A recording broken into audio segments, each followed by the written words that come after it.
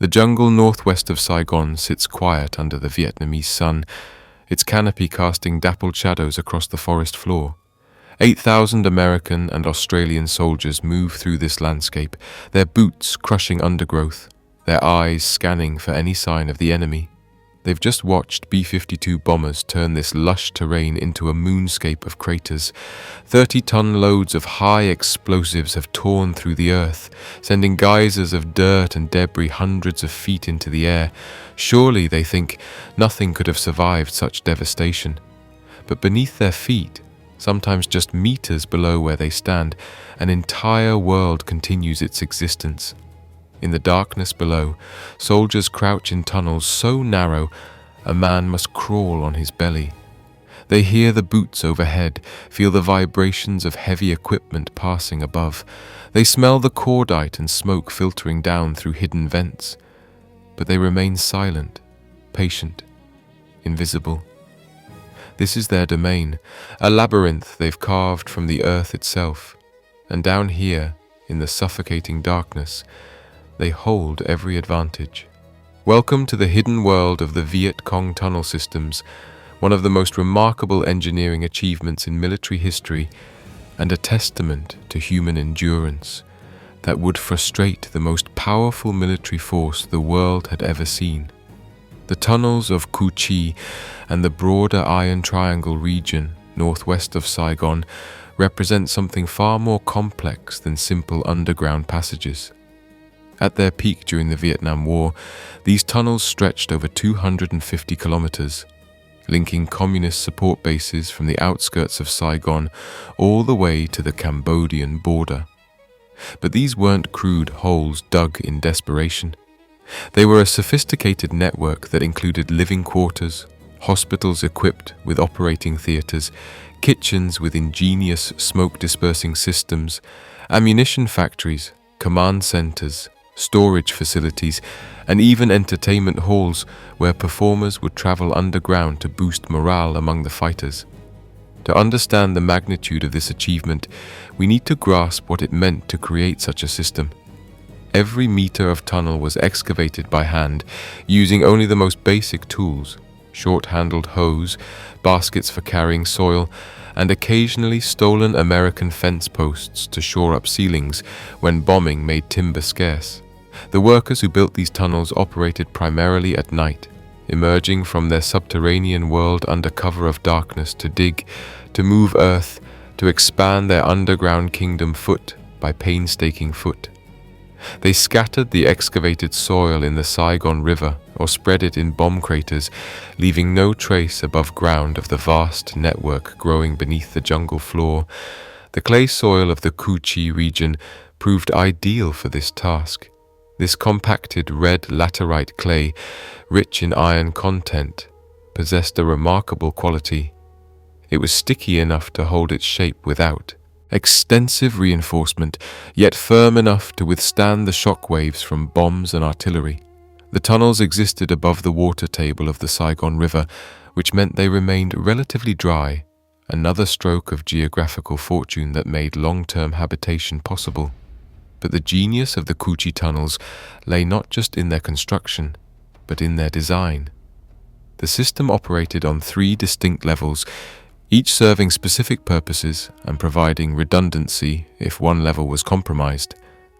The first level, situated just 3 meters beneath the surface, was robust enough to withstand bullets, tanks, armored vehicles, and chemical warfare agents.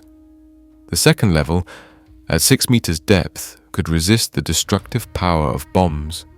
The deepest level, between 8 and 12 meters underground, provided the ultimate sanctuary when everything else failed. These levels were connected by a central axis, with communication passages typically measuring just 80 to 120 centimeters in width and height. The roofs of these passages were at least 1.5 meters thick, ensuring both safety and secrecy. Escape hatches between levels acted as safeguards against toxic gases. Concealed vents ensured ventilation and a supply of fresh air from the surface. Some of these vents were disguised as termite mounds, an innovation that confounded American forces for months as they searched desperately for the tunnel's air supply. The tunnel entrances themselves were masterpieces of camouflage, often no larger than a piece of paper. These openings were covered by wooden trapdoors that blended seamlessly into the environment, hidden beneath leaves, grass, and forest debris. Some entrances were built beneath kitchen shelters, where cooking fires provided both a logical explanation for any smoke detected and an additional layer of security. Others were concealed in the floors of seemingly ordinary huts or disguised as natural features of the landscape. American soldiers would sometimes stand directly on top of a tunnel entrance without realizing it. The Viet Cong had designed these openings specifically for the smaller stature of Vietnamese fighters, making them virtually impossible for the larger American soldiers to spot, much less use effectively. And surrounding many of these entrances, both above and below ground, waited an array of deadly traps that would claim thousands of casualties throughout the war. This underground world wasn't born from the Vietnam War, however. Its origins reach back further, to an earlier conflict that would shape not just the tunnels themselves, but the very identity of Vietnamese resistance. To understand the Cu Chi tunnels, we must first travel back to the final years of the 1940s, when a different colonial power occupied Vietnam, and a different generation of Vietnamese fighters first turned to the earth itself for sanctuary. The year is 1948. France, weakened but determined after World War II, seeks to reassert control over its colonial possessions in Southeast Asia. French Indochina, comprising Vietnam, Laos, and Cambodia, represents economic opportunity and national prestige. But the Vietnamese people, having tasted independence during the brief Japanese occupation and its aftermath, have no intention of accepting renewed colonial rule. In the villages around Cu Chi district, 40 kilometers northwest of Saigon, peasant farmers and resistance fighters face an impossible situation. The French possess overwhelming military superiority. Modern rifles, artillery, armored vehicles, and most crucially, aircraft that can strike from the sky with impunity. The Viet Minh, the nationalist and communist coalition led by Ho Chi Minh, fight with whatever weapons they can capture or manufacture. Their guerrilla warfare tactics prove effective in ambushes and hit-and-run operations, but when French forces launch sweeps through suspected Viet Minh territory, the resistance fighters need somewhere to hide. The solution comes not from military strategists or engineers, but from the people themselves, drawing on centuries of Vietnamese defensive traditions. Throughout Vietnam's long history of resisting foreign invasion, from the Chinese to the Mongols, the Vietnamese had often used the landscape itself as a weapon. Now, faced with French air power and artillery, they turned their attention underground. The first tunnels were crude affairs, simple shelters dug beneath homes or in the jungle, connected by short passages that allowed fighters to move between hiding spots without exposing themselves to air attack. Village leaders would coordinate construction, with entire communities contributing labor. Men would dig, women and children would carry away the soil, elders would stand watch for French patrols.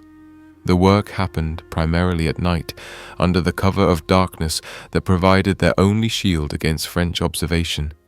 These early tunnels served basic purposes: hiding spots during French sweeps, storage areas for weapons and documents, and emergency escape routes when villages came under attack. They were fragmented, disconnected, and often barely large enough for a person to squeeze through while lying flat. But they worked. When French aircraft roared overhead, or when columns of French troops approached a village, fighters and villagers alike would disappear underground, emerging hours later when the danger had passed.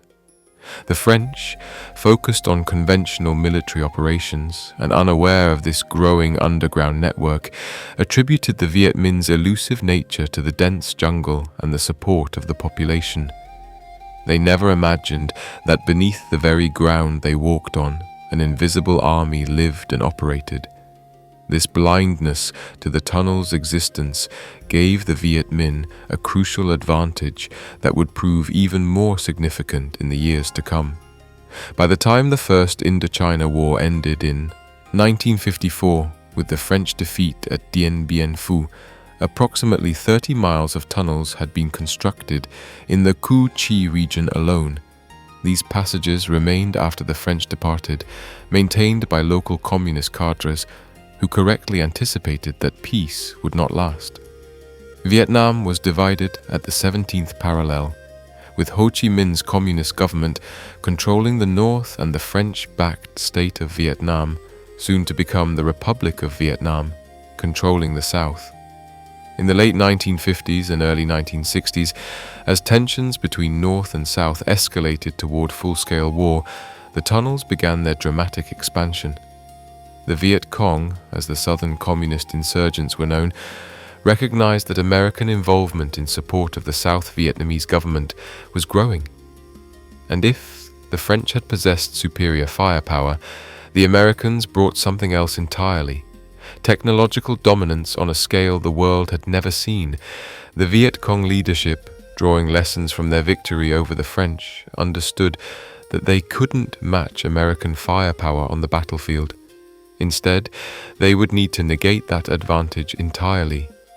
The tunnels offered a solution. If they could build a network extensive enough to house and sustain their forces, to move supplies and fighters without ever exposing themselves to American air power, then the Americans' technological edge would mean nothing.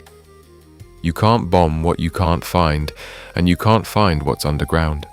From 1960 to 1965, a period of extraordinary labor and dedication, the tunnels expanded at an astonishing rate. The fragmented network became integrated, with major tunnels connecting villages and communes throughout the Cu Chi district. The system grew from 30 miles to over 120 miles, an increase of 300% in just 5 years. And this expansion wasn't simply about length. The tunnels became deeper, more sophisticated, more carefully engineered. The 3-level system was developed, redundancies were built in, ventilation improved. The infrastructure became more elaborate. This expansion required enormous sacrifice from the people of Cu Chi. Thousands of villagers contributed labor, often working all night in the tunnels before returning to their rice paddies at dawn to maintain the appearance of normal village life. The physical demands were crushing. Digging in the hard clay meant hours of back-breaking work in cramped, poorly ventilated spaces for minimal progress. Workers might excavate only a few meters in a full night's labor. The tools remained primitive, those same short-handled hoes and baskets, occasionally supplemented with stolen or captured American equipment.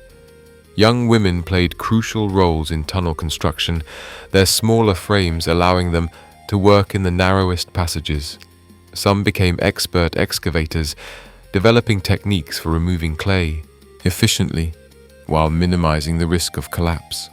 Others specialized in camouflage, creating trapdoors and concealing entrances with an artisan's attention to detail.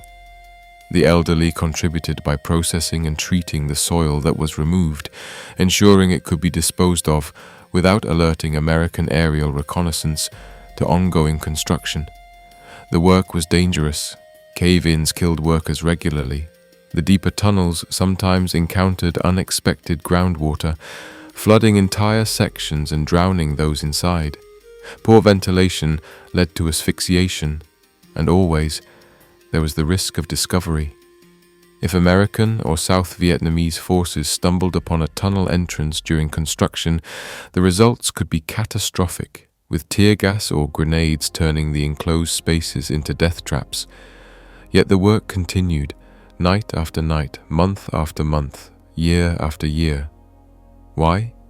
Because the people of Cu Chi understood that these tunnels represented more than military infrastructure. They represented survival.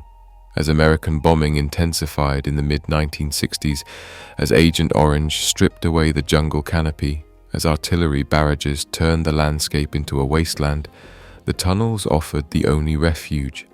Entire villages would move underground during periods of intense bombardment, living for weeks at a time in the darkness, emerging only at night to tend to whatever crops had survived. The connection between the tunnels and the land itself ran deep in Vietnamese culture. For generations, Vietnamese had viewed their soil as almost sacred, the physical embodiment of their connection to ancestors and homeland. Now, that same soil protected them from invaders, enclosed them in its embrace, became both shield and weapon. The act of digging these tunnels carried spiritual significance beyond its practical military value. By late 1965, when American ground forces began arriving in South Vietnam in large numbers, the Cu Chi tunnels had evolved from simple hiding places into something unprecedented in warfare, an underground city capable of sustaining military operations indefinitely. The Vietnamese had created a secret world beneath the Earth's surface, and they were about to turn it into one of the most effective weapons of the entire Vietnam War. To truly appreciate the Cu Chi tunnels as an engineering achievement, we need to understand not just what was built, but how it was possible to build it at all under the conditions that existed. This wasn't construction carried out by trained engineers with modern equipment and adequate supplies. This was tunnel building done by farmers and villagers, many of whom had never traveled more than a few kilometers from their birthplace, using tools that hadn't changed significantly in centuries, all while under threat of discovery and death. The construction process began with careful site selection. Viet Cong engineers, often self-taught men who had learned through trial and error, would survey potential tunnel locations. They sought areas where the red clay lay above the water table, but below the root systems of the largest trees. The clay needed to be firm enough to hold its shape, but workable enough to excavate with hand tools. They avoided sandy soil, which would collapse too easily, and rocky ground, which would be too difficult to dig through.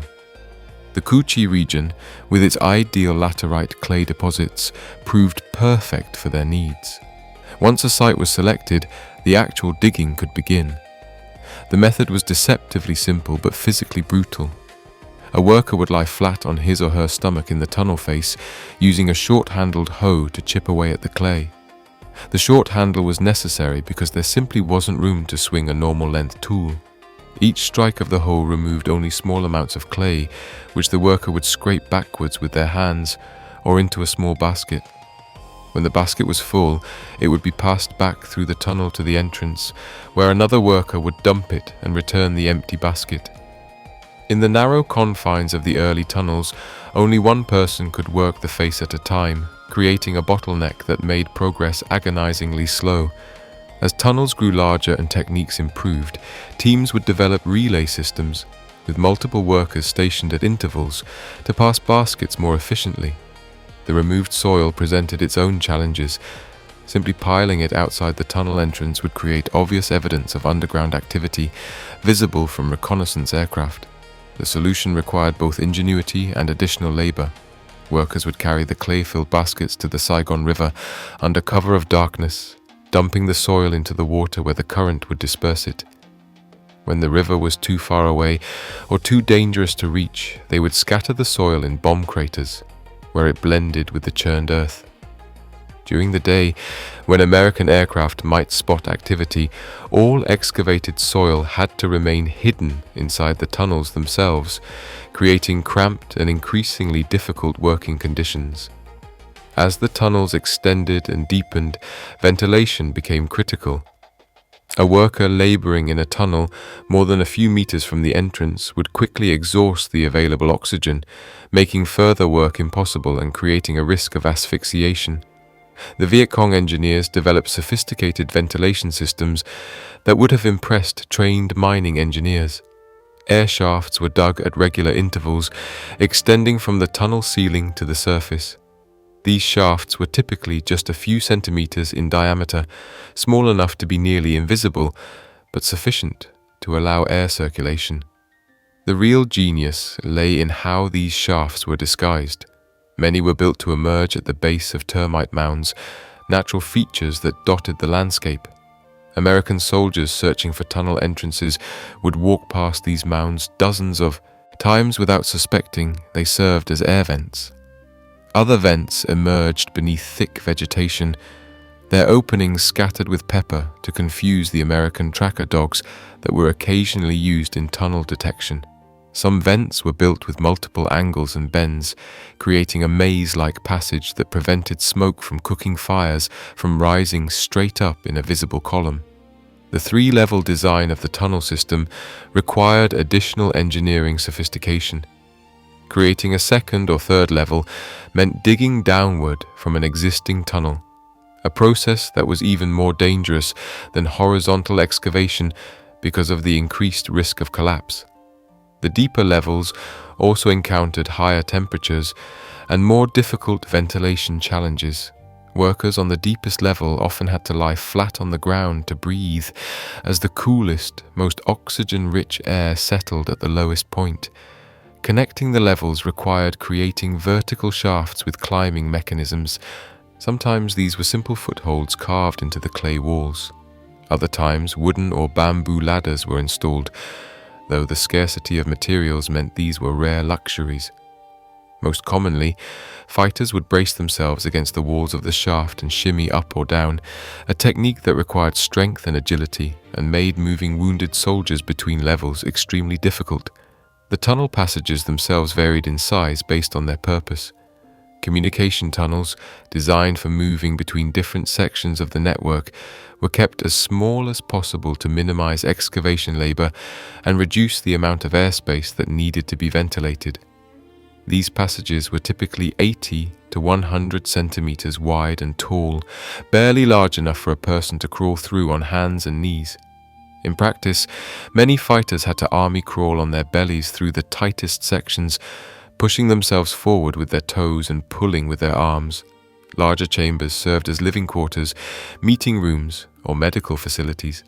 These spaces required more extensive engineering, including support systems to prevent ceiling collapse. Bamboo poles, when available, were wedged between floor and ceiling to bear weight.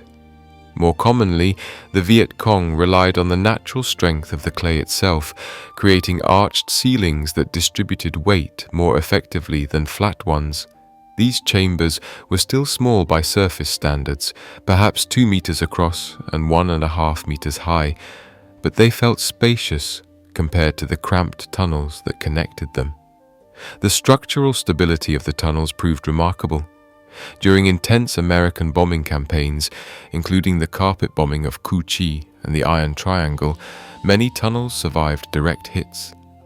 The layered construction helped, with the upper level absorbing much of the blast energy before it could reach deeper tunnels. The clay itself, which had been compressed by hand tools during excavation, became even more compact under the shock waves from nearby explosions, actually strengthening the tunnel walls rather than weakening them. But the tunnels were never perfectly safe. Sections did collapse, sometimes from bombs, sometimes from structural failure, occasionally from flooding when the network intercepted underground water flows. The Viet Cong developed protocols for dealing with collapses, including sealed-off sections that could be abandoned if they became unstable. The labyrinthine nature of the network meant that losing one section rarely compromised the overall system. Alternative routes could almost always be found, though they might be longer or more difficult to traverse. The construction of special features within the tunnels demonstrated remarkable problem-solving under constraints. Kitchens, for instance, required sophisticated engineering to disperse smoke without creating obvious plumes that would reveal tunnel locations. The solution was the Hoang Cam stove, named after the woman who designed it. This stove channeled smoke through a series of underground passages before releasing it at a point far from the actual cooking location, often through multiple small vents that dispersed the smoke enough to make it nearly invisible. The smoke would travel horizontally through these dispersal tunnels for tens of meters, cooling as it went, before gradually seeping out through camouflaged vents. Water supplies presented another challenge. Wells had to be dug deep enough to reach reliable water sources, but had to be sealed sufficiently to prevent contamination. The Viet Cong constructed underground cisterns where possible, collecting rainwater through carefully concealed catchment systems. In areas where this wasn't feasible, Water details would venture out at night to collect water from streams or rivers, a dangerous task that exposed them to American patrols and ambushes. The tunnels also incorporated defensive features designed to slow or stop American forces if they penetrated the network. U-bends in the passages could be quickly flooded, drowning anyone caught in them. Narrow sections could be collapsed behind retreating Viet Cong forces, blocking pursuit. Hidden chambers allowed defenders to wait in ambush, striking at tunnel rats who crawled past their hiding spots. Some sections were built as deliberate dead ends, places where an unwary American soldier might find himself trapped with no way forward and enemies closing in from behind. Perhaps most impressively, the Viet Cong maintained and expanded this tunnel network throughout the war, even as American forces specifically targeted it for destruction. When sections were damaged by bombs or chemical weapons, repair crews would work to restore functionality, sometimes within hours of an attack. When new areas needed to be developed or existing sections required expansion, construction continued despite the dangers. The tunnel system wasn't a static creation built once and then used. It was a living structure, constantly evolving, being damaged and repaired, growing and contracting, adapting to the changing conditions of the war. This adaptability, this constant evolution, made the tunnels nearly impossible for American forces to completely eliminate. You could destroy a section, gas another, collapse a third, but the network as a whole survived, and the Viet Cong would simply find another route, dig another passage, create another hiding place.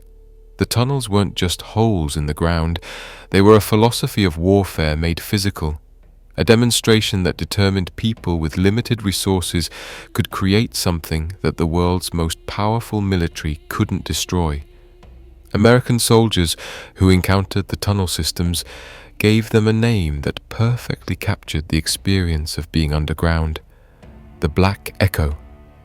It was a term that encompassed not just the physical darkness, but the psychological weight of existing in such confined, hostile spaces. For the Viet Cong fighters and villagers who lived in these tunnels, sometimes for weeks or months at a time, the Black Echo wasn't a temporary horror, but daily reality. Imagine trying to understand what life was like down there. You wake in absolute darkness, so complete that even after your eyes adjust, you can see nothing. The air is thick, warm, difficult to breathe. You feel the clay walls pressing in on all sides, smell the earth mixed with smoke from cooking fires, hear the sound of your own breathing amplified in the confined space. Above you, perhaps just meters away, the war continues. Artillery shells explode, shaking dust from the tunnel ceiling. Helicopters pass overhead, their rotor wash filtering down through hidden vents. Enemy soldiers might be standing directly above your position, unaware that beneath their boots, you exist in your underground world. The daily routine in the tunnels followed patterns dictated by survival and military necessity. During daylight hours, when American air superiority made surface movement suicidal, tunnel inhabitants remained below. They would sleep, perform maintenance on weapons, conduct political education sessions, treat the wounded, prepare what food they had, or simply wait in the darkness for night to come. Fighters learned to sleep in any position, in any location, conditioned by exhaustion to rest whenever opportunity allowed. Some reported that after months underground, they could sleep even with artillery barrages shaking the earth around them. The oppressive heat in the tunnels made rest difficult, especially during the hot season, when temperatures in the passages could exceed 100 degrees Fahrenheit. The humidity was crushing, with no breeze to provide relief.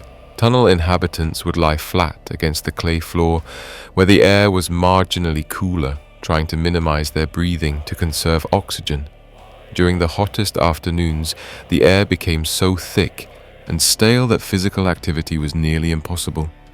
Workers and fighters would remain motionless, conserving their strength, waiting for the temperature to drop enough to allow movement again. As darkness fell above ground, the underground city would begin to stir. This was when the tunnels truly came alive. Fighters would emerge from hidden entrances to patrol, to set booby traps, to engage American forces in ambushes, or to attack South Vietnamese outposts. Workers would exit to tend whatever crops had survived the bombing, to collect water from streams, to gather food from the jungle, or to remove the day's excavated soil. Communications teams would surface to send messages via radio or runner to other Viet Cong units.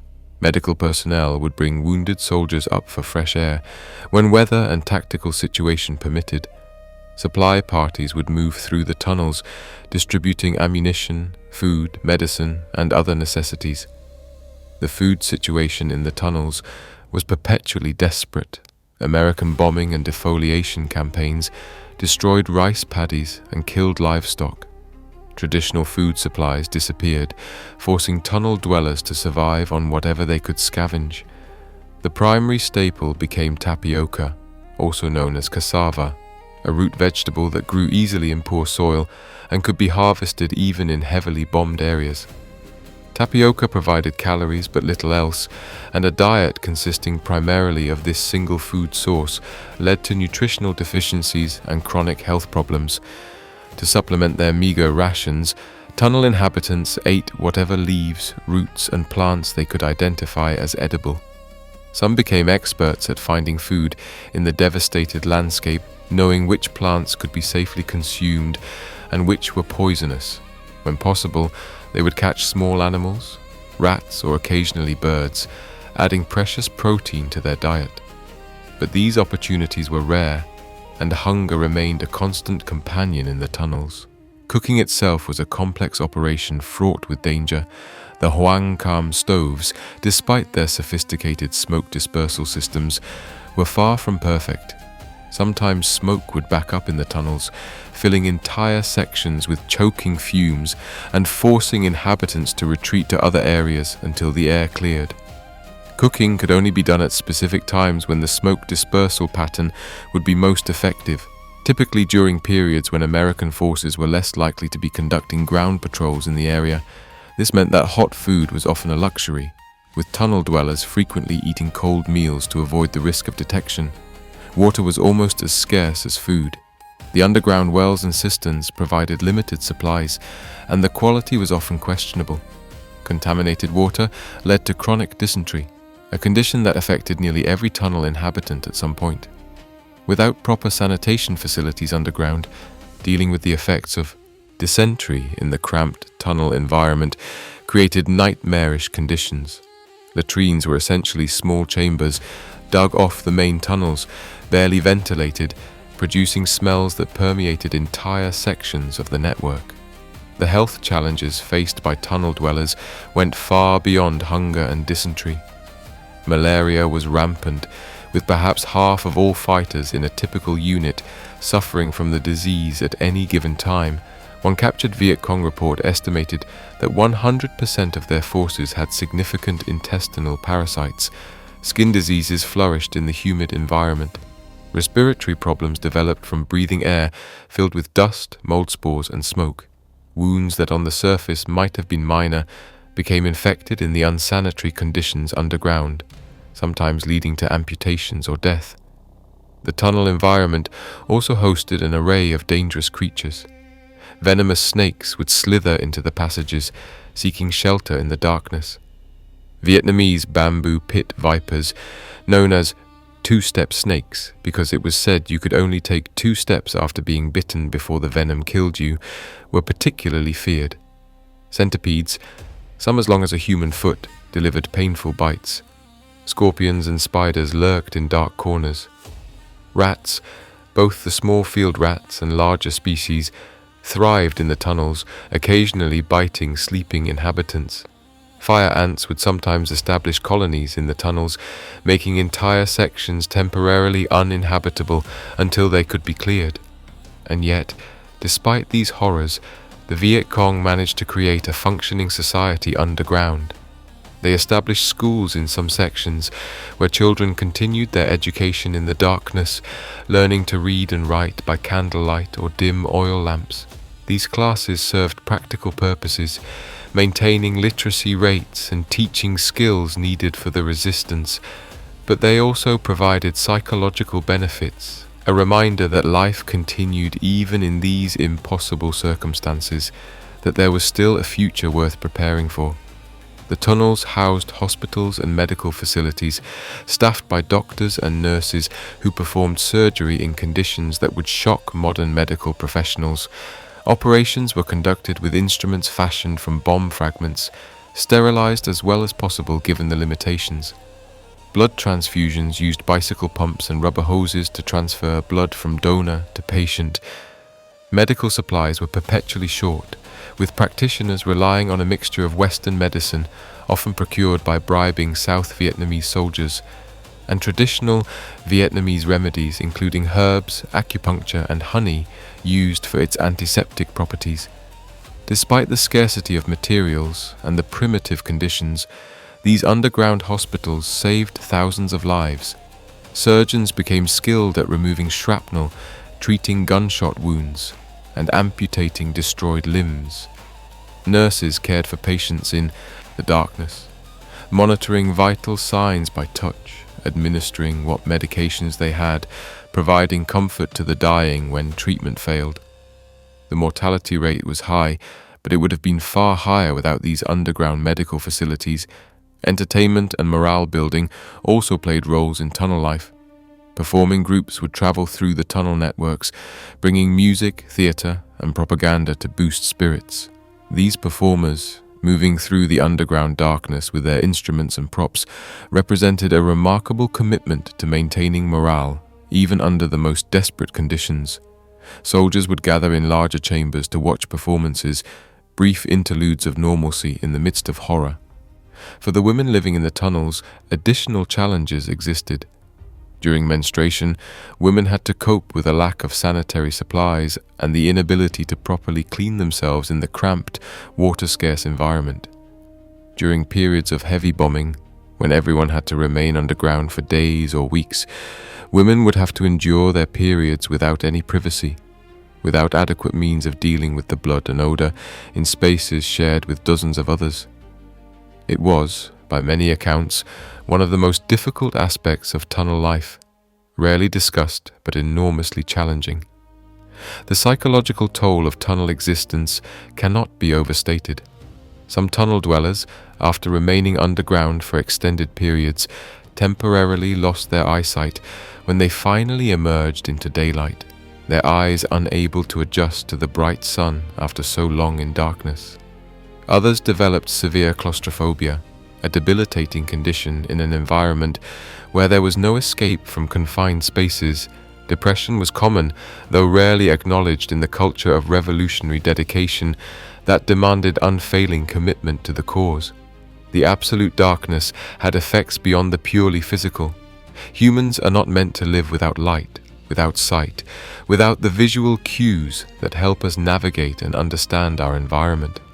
In the tunnels, especially in the deepest sections far from any entrance, the darkness was so complete that tunnel dwellers would sometimes lose their sense of direction, unable to tell which way was up or down without touching the floor and ceiling.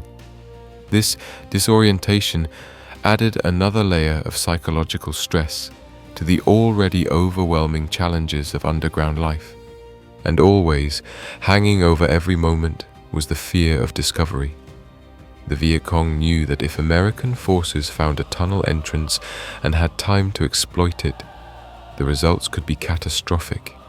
Gas pumped into the tunnels could kill dozens before they could escape. Explosives could collapse entire sections, burying inhabitants alive. Tunnel rats might enter the system, bringing death with them in the darkness. Every sound from above ground had to be carefully evaluated. Was it routine traffic, or the beginning of an assault on your section of the tunnels? Yet through all of this, the tunnel dwellers persevered. They lived in conditions that would break most people, endured hardships that seemed unendurable, and continued to fight an enemy with vastly superior resources and firepower. They did this not just for months, but for years, maintaining their underground existence throughout the entire American involvement in Vietnam. Their dedication, their willingness to suffer and sacrifice, turned the tunnels from mere military infrastructure into a symbol of Vietnamese resistance and determination that would outlast the American war effort itself. To call the Cu Chi tunnels simply a network of passages would be like calling New York City simply a collection of buildings. The tunnels were, in effect, an underground municipality, complete with all the infrastructure necessary to sustain not just military operations but human life itself. Every facility that existed in a surface village had its underground equivalent, adapted to the constraints and opportunities of the subterranean environment. Let's start with the command and control facilities, the nerve centers of Viet Cong operations in the region. Deep in the tunnel system, often at the lowest and most secure levels, were chambers designated as headquarters for military leaders and political cadres. These rooms, while still small by surface standards, were among the largest spaces in the tunnel network, perhaps 3 meters square and tall enough for someone to sit upright, though not to stand fully. Here, illuminated by oil lamps or candles that consumed precious oxygen, commanders would plan operations, study maps of American positions, coordinate with other Viet Cong units, and make the tactical decisions that shaped the war. The walls of these command chambers were sometimes reinforced with bamboo or stolen materials to prevent collapse during bombing. Communications equipment, when available, was stored here, including radios that could contact North Vietnamese forces or other Viet Cong units in the region. One of the most significant discoveries made by American tunnel rats during Operation Cedar Falls in January 1967 was the location of the Viet Cong district headquarters of Cu Chi. In this underground command center, tunnel rats uncovered 500,000 documents containing all types of military strategy. These documents included detailed maps of US bases showing defensive positions, guard rotations, and weak points. There were accounts of People's Liberation Armed Forces movement from Cambodia into Vietnam, listing dates, routes, and supply quantities. The papers contained lists of political sympathizers who provided intelligence from within the South Vietnamese government and military, a spy network that had been incredibly damaging to Allied operations. There were even plans for a failed assassination attempt on US Defense Secretary Robert McNamara, evidence of how high the Viet Cong's strategic ambitions reached. The intelligence gathered from this single tunnel complex immediately made both the 1st and 25th Infantry Divisions more effective and safer from deliberate ambushes. The Viet Cong had been intercepting, decoding, and translating every transmission from these divisions, but the sudden loss of this signals intelligence capability gave American forces a temporary advantage. It demonstrated just how sophisticated and important the tunnel command infrastructure had become. Adjacent to command facilities were often located communications centers. Before the discovery of their underground signals intelligence operations, the Viet Cong had established extensive communications infrastructure within the tunnels. This included not just radio equipment, but also secure storage for codebooks, encrypted message protocols, and intelligence files. Runners would move through the tunnel system, carrying messages between different commands, a slow but secure method of communication that couldn't be intercepted by American signals intelligence. The hospitals and medical facilities within the tunnels represented some of the most remarkable adaptations to underground life. These weren't merely first aid stations, but actual functioning hospitals where major surgery could be performed. An operating theater might be no more than 2 meters across, with the patient lying on a mat on the floor and medical personnel crouched around them in the cramped space. But life-saving operations happened nonetheless. The challenges of maintaining sterility in these conditions were immense. There was no running water for washing hands or cleaning wounds.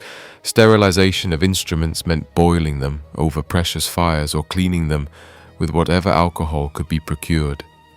Yet the doctors and nurses adapted, developing techniques that maximized the chances of successful surgery while minimizing infection risk. They would sometimes perform operations by feel in near total darkness to conserve lamp fuel, their fingers learning to navigate human anatomy without visual guidance. Blood transfusions in the underground hospitals used improvised equipment that would be unthinkable in modern medicine. Bicycle pumps, cleaned and sterilized as well as possible, would force blood from donor to recipient through rubber tubing. The process was slow, prone to contamination, and carried enormous risks, but when a wounded fighter was dying from blood loss, it offered the only chance for survival. Donors were often other fighters from the same unit, creating a literal blood bond between comrades. The medical storage areas in the tunnels contained whatever supplies the Viet Cong could acquire through capture, purchase, or smuggling. This included some Western pharmaceuticals, particularly antibiotics, often obtained by bribing South Vietnamese Army medical personnel in Saigon. Traditional Vietnamese medicines made up a larger portion of the inventory. Herbs with antibiotic or pain-relieving properties, ingredients for making poultices and treatments, supplies for acupuncture. Honey was prized for its antiseptic qualities and was used extensively in wound treatment. The medical staff became experts at making a little go a long way, rationing supplies carefully, and using traditional remedies when modern medicine wasn't available. The kitchens in the tunnel network were engineering marvels in their own right. The signature innovation was the Hoang Cam stove, designed to solve the seemingly impossible problem of cooking underground without creating smoke plumes that would reveal tunnel locations. These stoves were typically located in specialized chambers with multiple smoke dispersal channels leading away in different directions. The smoke from cooking fires would travel through these horizontal passages, sometimes for 50 or 60 meters, cooling and diffusing as it went. The channels would divide and subdivide, finally releasing smoke through numerous small vents scattered across a wide area, each releasing so little smoke that it was virtually undetectable. The stoves themselves burned wood, charcoal when available, or anything else that would produce heat. Fuel was always scarce, making every fire a precious resource. Cooks learned to maintain fires at the minimum temperature needed for cooking, conserving fuel while still preparing meals. The cooking chambers filled with smoke during food preparation, despite the dispersal systems, forcing cooks to work in choking conditions, sometimes lying flat on the floor where air was clearer. Food storage presented its own challenges. Without refrigeration, perishable items couldn't be kept for more than a few hours in the tropical heat. Dried foods formed the bulk of stored supplies: rice when it could be obtained, dried fish, preserved vegetables, and above all, tapioca. Storage chambers were kept as cool as possible by locating them in deeper sections of the tunnels, but spoilage was a constant problem. Rats and insects attacked stored food supplies, destroying precious reserves. Tunnel defenders would wage ongoing battles against these pests, setting traps and guards to protect their limited food stocks. Armories and munitions storage areas were scattered throughout the tunnel system, dispersed to prevent a single lucky American bomb or explosive charge from destroying all weapons at once. These chambers held captured American weapons, which were prized for their superior quality and the ready availability of ammunition. AK-47 rifles, when available from North Vietnamese supply lines, were carefully maintained.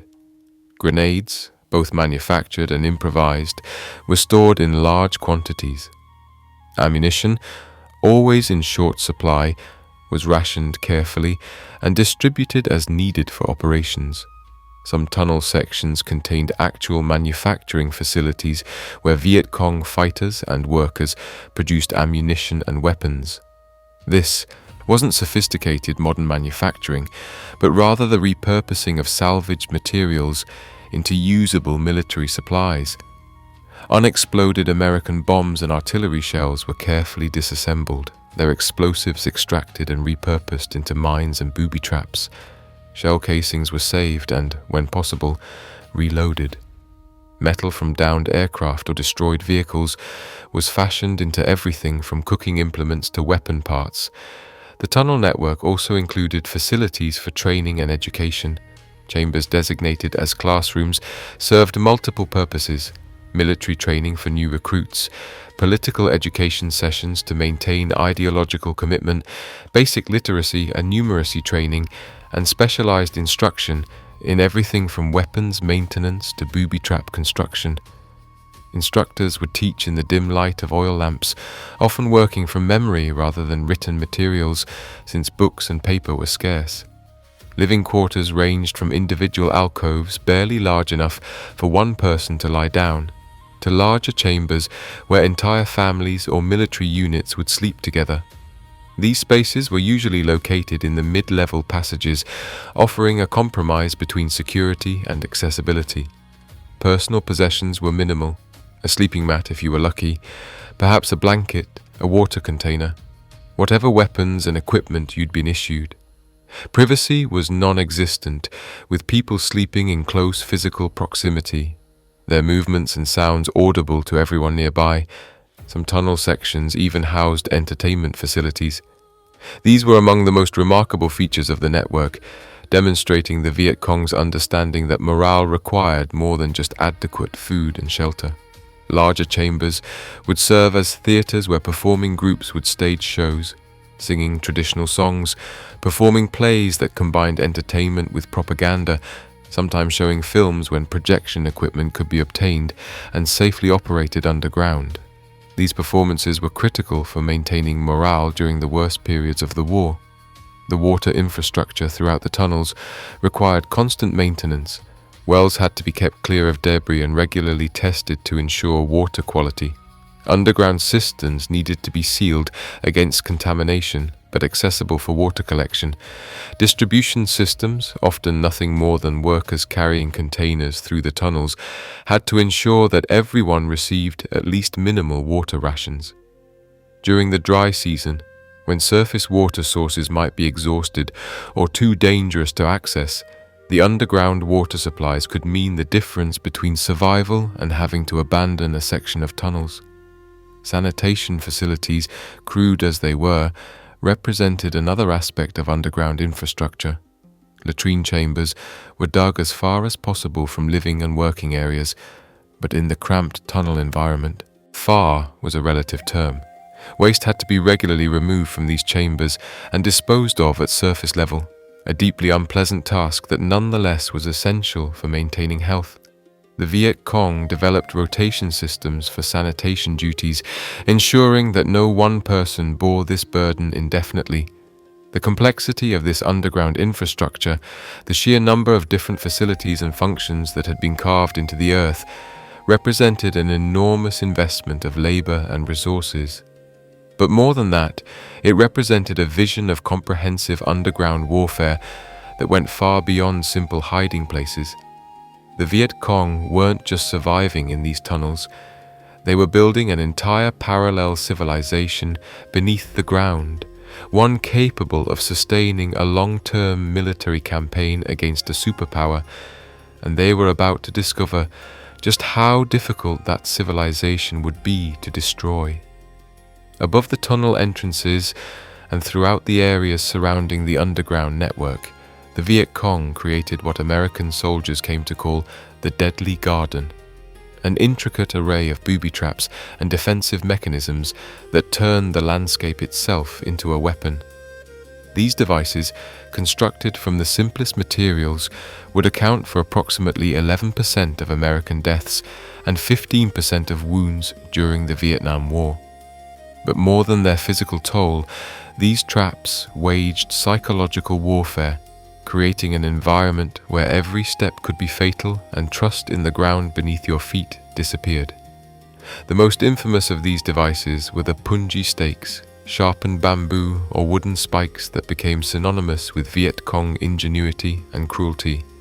At their most basic, punji stakes were simply sharpened bamboo sticks, fire-hardened to increase their strength and durability.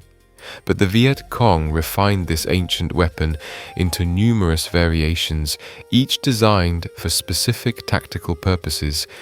The classic punji pit remained one of the most common traps. A hole would be dug, perhaps a meter deep and a meter across, its bottom lined with sharpened punji stakes pointing upward. The The pit would then be covered with a thin mat woven from local materials, camouflaged with leaves and dirt to make it invisible. An unsuspecting American soldier stepping on this cover would crash through, impaling his legs and feet on the waiting spikes below. The stakes weren't necessarily designed to kill immediately. Instead, they were meant to wound, knowing that evacuating and treating an injured soldier required the commitment of additional personnel and resources, reducing overall combat effectiveness. The true horror of punji stakes came from what the Viet Cong did to increase their effectiveness. The sharpened points would be coated with human or animal feces, introducing bacteria into any wound the spike created. This practice turned even shallow punctures into serious infections that could lead to sepsis or gangrene. Soldiers wounded by feces-coated punji stakes often required extensive medical treatment, long hospital stays, and sometimes amputations. The Viet Cong had transformed a simple sharpened stick into a weapon that could take a soldier out of the war permanently. Variations on the basic punji pit multiplied throughout the war. Some pits had stakes installed at a downward angle along the walls, making it virtually impossible to extract your leg without driving the spikes deeper into flesh. Other pits were dug in pairs, so that when a soldier stepped into one and his comrades rushed to help, they would fall into the adjacent trap. Rectangular pits with revolving trap doors added a mechanical element, with the door spinning on its axis when weight was applied, ensuring that soldiers couldn't avoid the spikes below, even if they realized they'd triggered a trap. Foot traps represented another category of punji stake deployment. These were shallower installations, sometimes with just a single spike set at an upward angle and concealed beneath leaves or grass. A soldier stepping down would drive the spike through the sole of his boot into his foot. These traps were deliberately designed to injure, but not completely incapacitate, knowing that a wounded soldier who could still hobble along would slow his entire unit more effectively than one who had to be carried. The bamboo whip trap exemplified Viet Cong mechanical ingenuity. A long bamboo pole, often 3 to 10 feet in length, would be bent back like a bow under tension and secured by a tripwire stretched across a trail. When the wire was triggered, the bamboo would snap forward with tremendous force, potentially traveling at speeds approaching 100 miles per hour. Sharpened bamboo spikes or metal spikes salvaged from bombs would be attached to the end of the pole, turning it into a deadly lance that could impale a soldier's legs, torso, or head, depending on the trap's configuration. These whip traps were often positioned along narrow trails where American soldiers had to move in single file, maximizing the chances of triggering the tripwire. The bamboo poles were usually pre-bent into position, requiring only the attachment of the trigger mechanism to become operational. This meant the Viet Cong could set up multiple traps quickly when intelligence suggested an American patrol would be moving through an area, then just as quickly disarm them afterward to avoid injuring their own forces. The swinging mace represented an even more brutal application of similar principles. A heavy ball, weighing 40 pounds or more and constructed of clay, wood, or metal, would be studded with spikes and suspended from a tree branch. The ball was pulled back and secured, like the bamboo whip, with a trip wire serving as the trigger. When activated, gravity and the ball's weight would send it swinging down in a deadly arc at head or chest height. The impact could kill instantly, and the spikes ensured massive trauma even if the soldier somehow survived the initial strike. Grenade traps came in numerous configurations, all designed to take advantage of the substantial quantities of American ordnance that could be captured, found unexploded, or purchased through corruption from South Vietnamese forces. The simplest version involved a grenade placed in a tin can, with the safety pin attached to a tripwire. When the wire was pulled, the grenade would be yanked from the can, allowing the safety lever to release and the fuse to begin burning. Within seconds, the grenade would explode, sending shrapnel in all directions. More sophisticated grenade traps used directional principles similar to claymore mines. Multiple grenades would be positioned to cover a specific area, their fragmentation patterns overlapping to ensure maximum casualties. Some traps incorporated time delays, using moisture or chemical reactions to trigger grenades hours after the tripwire was disturbed, catching soldiers who thought they'd safely passed through a trapped area. Others used multiple tripwires, ensuring that soldiers who spotted and avoided one wire would trigger another. Cartridge traps represented ingenuity born of scarcity. With ammunition always in short supply, the Viet Cong developed ways to use individual bullets as booby traps. A small bamboo tube would be mounted vertically on a wooden base with a nail positioned below it. A rifle or pistol cartridge would be placed in the tube, primer facing down toward the nail. When stepped on, the pressure would drive the primer onto the nail, firing the bullet upward through the victim's foot. These traps were cheap, easy to construct, required only a single bullet, and were virtually invisible when covered with forest debris. Snake pits added biological warfare to the Viet Cong arsenal of traps. Vietnamese bamboo pit vipers, highly venomous snakes whose bites could kill within minutes if untreated, would be captured and placed in concealed pits or containers along trails or near tunnel entrances. Some would be tethered to trip mechanisms that would release them when activated. Tunnel rats entering underground passages might encounter these snakes deliberately placed in narrow sections of tunnel, ready to strike at the first person who came crawling through the darkness. The Viet Cong also used snakes in their equipment and packs as anti-handling devices. American soldiers conducting searches after battles were sometimes bitten when they opened what appeared to be abandoned Viet Cong packs or supply containers. The snakes served as living booby traps, requiring no mechanical trigger, needing only to be placed somewhere an enemy hand was likely to reach. Crossbow traps automated the ancient weapon by mounting it in a concealed position and attaching the trigger to a tripwire. When activated, the crossbow would fire its bolt, typically coated with poison or feces, at chest or head height. These traps were effective in narrow areas where avoiding the bolt's trajectory was difficult. Multiple crossbows could be set up to fire simultaneously, creating a deadly ambush from mechanical weapons that made no noise to alert nearby soldiers. The tiger pit, named for its resemblance to traps historically used to capture large cats, consisted of a large spiked board suspended above a trail. When the tripwire was triggered, the board would drop from overhead, its spikes driven downward by gravity and additional weights attached above. These traps targeted the head and upper body, areas where injuries were most likely to be fatal or permanently disabling. Seesaw traps represented another variation, with a spiked board mounted on a central pivot point. Pressure on one end would cause the other end to rise rapidly, with spikes on both surfaces, ensuring that victims would be injured, whether they triggered the trap with their foot or were struck by the rising opposite end. Beyond these specific devices, the Viet Cong demonstrated psychological sophistication in how they deployed traps. They would often mark trails with subtle signs, broken twigs or particular patterns of stones that indicated safe paths to Viet Cong forces while appearing natural to Americans.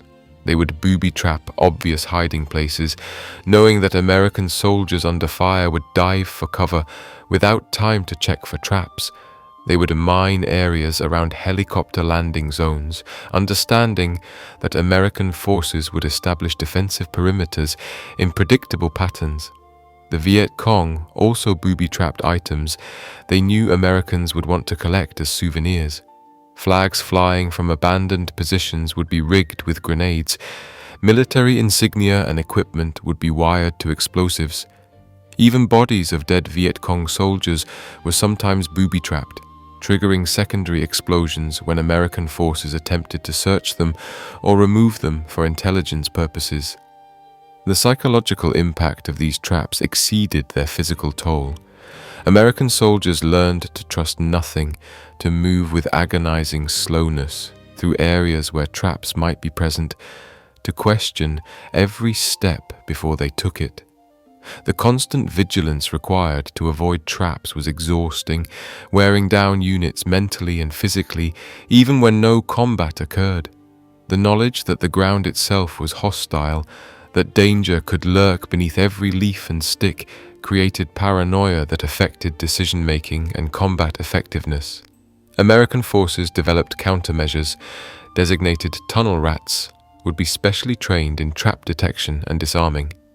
Point men on patrols learned to spot subtle signs of disturbed earth or unusual vegetation that might indicate trap placement. Mine detectors proved useless against bamboo traps, but could identify metallic components. Some units began using local Vietnamese guides who knew safe paths, though the reliability of such guides was always questionable. But for every countermeasure the Viet Cong adapted, they learned what signs American soldiers looked for and changed their camouflage techniques. They began mixing trap types in single areas, knowing that soldiers who successfully avoided one type of trap might be less cautious about others. They would sometimes leave obvious, easily spotted traps in plain view, while hiding more sophisticated devices nearby. Understanding that soldiers who found and avoided the first trap would relax their vigilance. This deadly garden surrounding the Cu Chi tunnels served multiple military purposes beyond simply killing and wounding enemy soldiers. It channeled American movements along predictable routes, making ambushes easier to plan. It slowed the pace of American operations, giving Viet Cong forces time to relocate or prepare defenses. It created enormous medical and logistical burdens, with wounded soldiers requiring evacuation and treatment that consumed resources and helicopter capacity. And most importantly, it protected the tunnel entrances themselves, creating defensive perimeters that made penetrating the underground network extremely dangerous even after an entrance was discovered. The traps transformed the landscape around Cu Chi into a nightmarish environment where death could come from any direction at any moment. They were warfare distilled to its most primal form: simple mechanisms, basic materials, and human ingenuity combined to create weapons that cost almost nothing to produce but inflicted casualties, all out of proportion to their simplicity. They represented a different kind of warfare, one where the weaker side compensated for inferior technology and firepower with intimate knowledge of terrain and unlimited creativity in weaponizing the environment itself. In the tunnels, a unique breed of soldier emerged from the American ranks, volunteers who would take the war into the underground passages where conventional tactics meant nothing and technology offered no advantage. They called themselves tunnel rats, and they faced challenges that make them among the most remarkable soldiers of the Vietnam War. The need for specialized tunnel fighters became apparent during Operation Crimp in January 1966. When Australian Army engineers under Captain Sandy McGregor ventured into the Cu Chi tunnels, they discovered for the first time the true scale and military significance of the underground network. McGregor referred to his men as tunnel ferrets, but an American journalist, unfamiliar with ferrets, coined the term tunnel rat in his report, and the name stuck. The characteristics required to be a tunnel rat were unique. First and foremost, size mattered. The tunnels were designed for Vietnamese fighters, averaging 5 feet 5 inches or less in height. American soldiers of larger stature simply couldn't navigate many sections effectively. Most tunnel rats were between 5 feet and 5 foot 5 inches tall, with slight, wiry builds that allowed them to squeeze through passages where larger men would become stuck. This meant that tunnel rats were often the smallest men in their units, sometimes teased by their fellow soldiers, until the day came when their size became a critical military asset. But physical qualifications alone weren't sufficient. The job required extraordinary mental toughness and psychological resilience.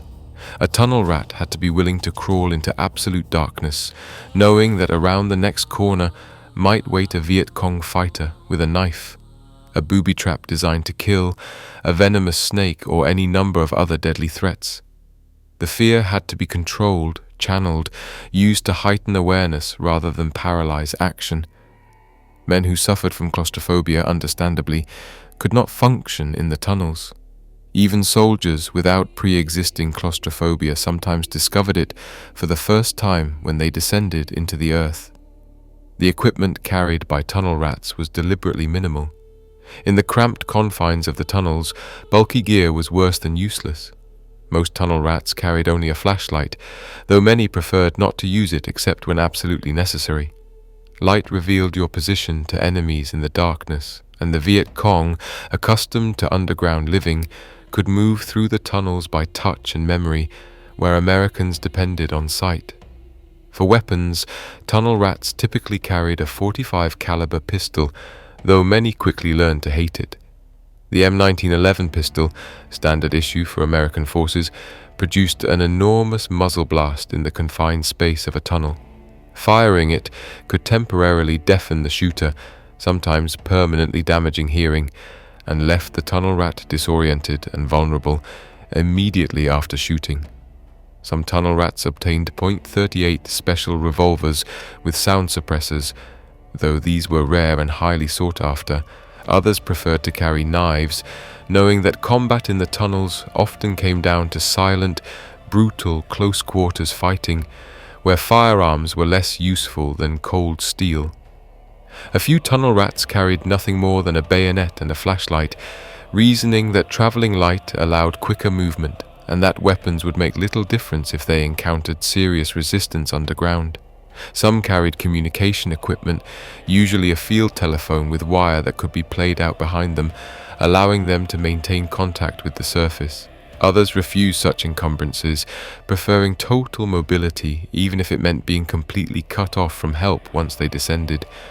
The tunnel rat's job began when a tunnel entrance was discovered. Standard operating procedure required clearing and securing the entrance area before anyone went underground. This meant checking for booby traps around the entrance, examining the immediate surroundings for defensive positions or hidden Viet Cong fighters, and establishing a secure perimeter that would prevent enemy forces from trapping the tunnel rat underground by attacking the entrance. Then came the moment of descent. A tunnel rat would lower himself into the entrance, often barely large enough for his shoulders, and drop into the unknown. Sometimes there would be a short fall to the tunnel floor below.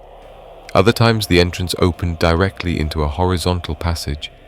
Either way, the tunnel rat entered an alien world where all his training and combat experience counted for less than his ability to survive in darkness. Inside the tunnels, every sense had to be pushed to maximum awareness. The tunnel rat would move slowly, often crawling on his belly through passages too low to crawl on hands and knees. He would feel ahead with his hands, searching for tripwires or pressure plates that might trigger booby traps.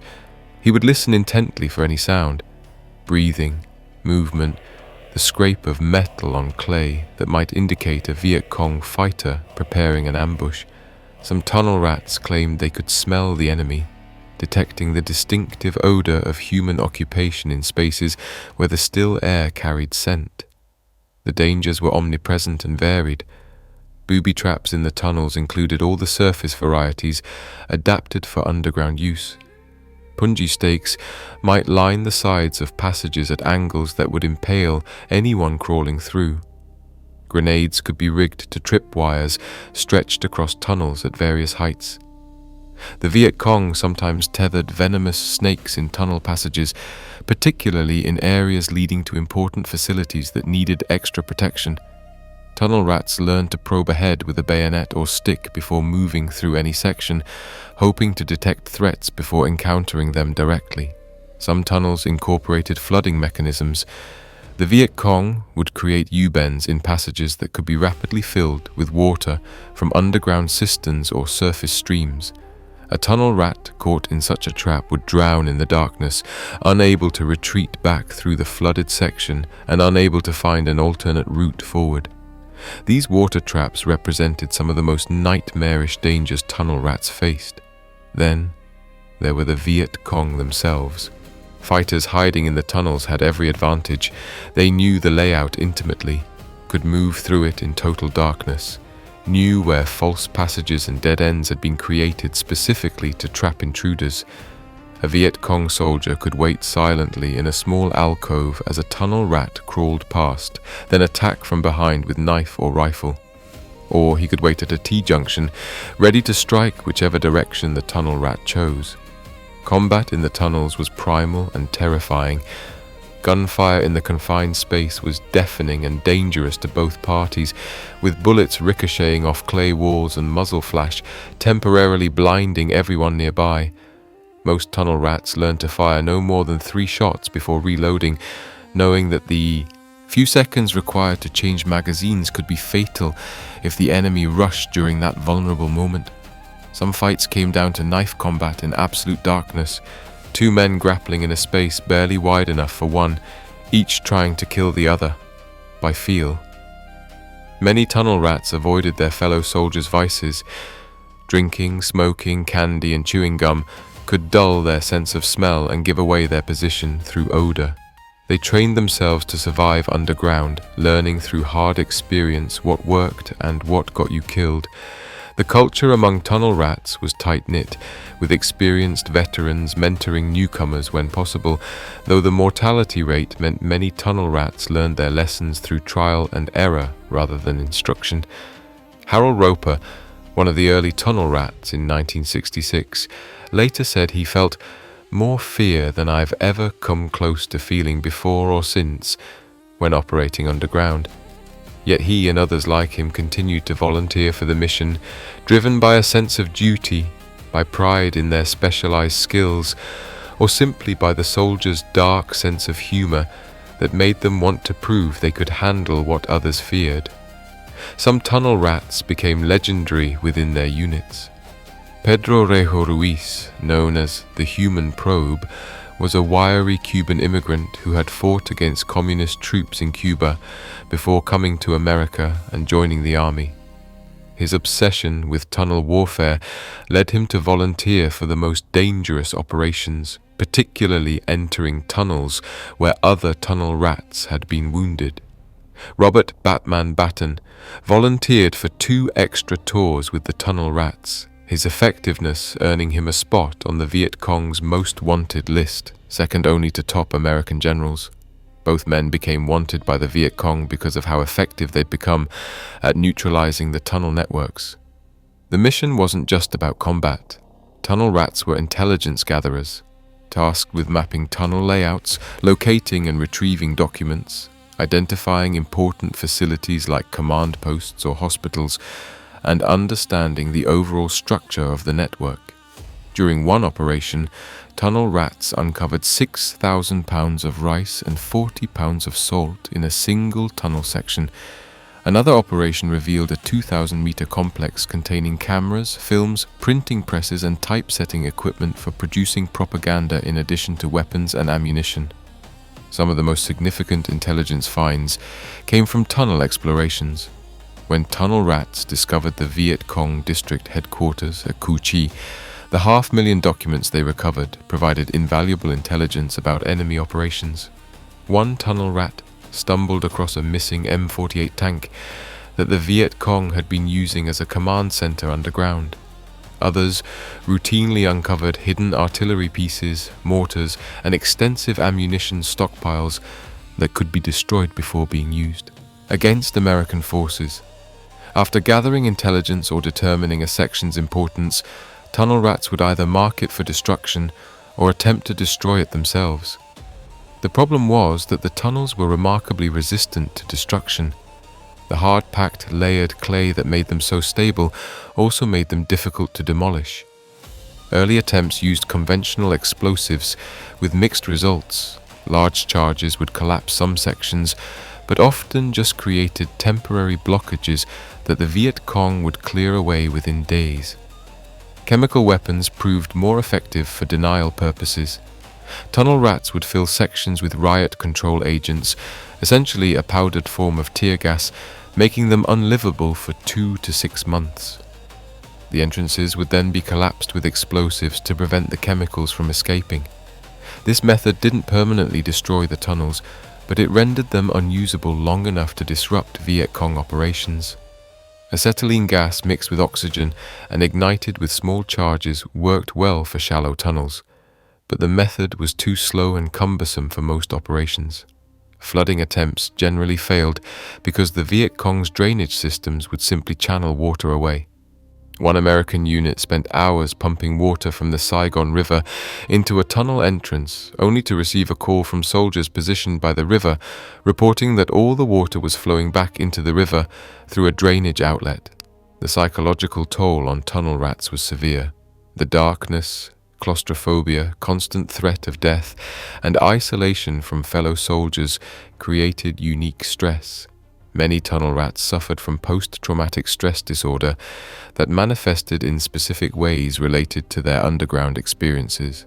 After the war, some tunnel rats found themselves unable to enter elevators, closets, or any confined space without experiencing panic attacks. The darkness they'd endured underground haunted them in nightmares for years or decades after the war ended. The casualty rate among tunnel rats was staggering. There were only about 100 army tunnel rats in Vietnam at any given time, and most either died in the tunnels or were wounded at least once during their service. The special culture among tunnel rats meant they took care of their own, ensuring that no rat, wounded or dead, was ever left inside a tunnel. They would risk their lives to recover fallen comrades, crawling into dangerous sections to retrieve bodies or carry out wounded men, driven by a fierce loyalty to their fellow tunnel rats. Despite their heroism and the critical nature of their mission, tunnel rats received relatively little recognition during the war. They operated outside the public eye, their victories usually classified, their losses sometimes not even reported in detail for security reasons. But among the soldiers who fought in Vietnam, tunnel rats commanded enormous respect. Everyone understood that these were men who faced nightmares the rest of them couldn't imagine, who volunteered to fight in an environment where all of America's technological advantages meant nothing, where courage and will were the only weapons that mattered. The Viet Cong themselves respected tunnel rats, recognizing in them a kind of courage similar to their own. Captured tunnel rats reportedly received better treatment than regular American prisoners, with their Viet Cong captors acknowledging the bravery required to enter the tunnels. This mutual respect between mortal enemies spoke to the unique nature of tunnel warfare, where both sides pushed the limits of human endurance and courage in the darkness beneath Vietnam. By late 1965, American military intelligence had finally grasped the full scale of the tunnel threat. The Viet Cong weren't just hiding in holes. They'd built an underground empire, one that made conventional military operations nearly impossible. General William Westmoreland, commander of U.S. forces in Vietnam, knew something had to be done about the Cu Chi district and the broader Iron Triangle region. The answer would be massive search and destroy operations designed to eliminate the tunnel networks once and for all. Operation Crimp, launched on January 7, 1966, represented the first major American attempt to deal with the Cu Chi tunnels. The operation began with B-52 bombers dropping 30-ton loads of high explosives onto the region, turning lush jungle into a moonscape of overlapping craters. Then 8,000 troops from the 1st Infantry Division, 173rd Airborne Brigade, and the 1st Battalion Royal Australian Regiment moved in to sweep the area.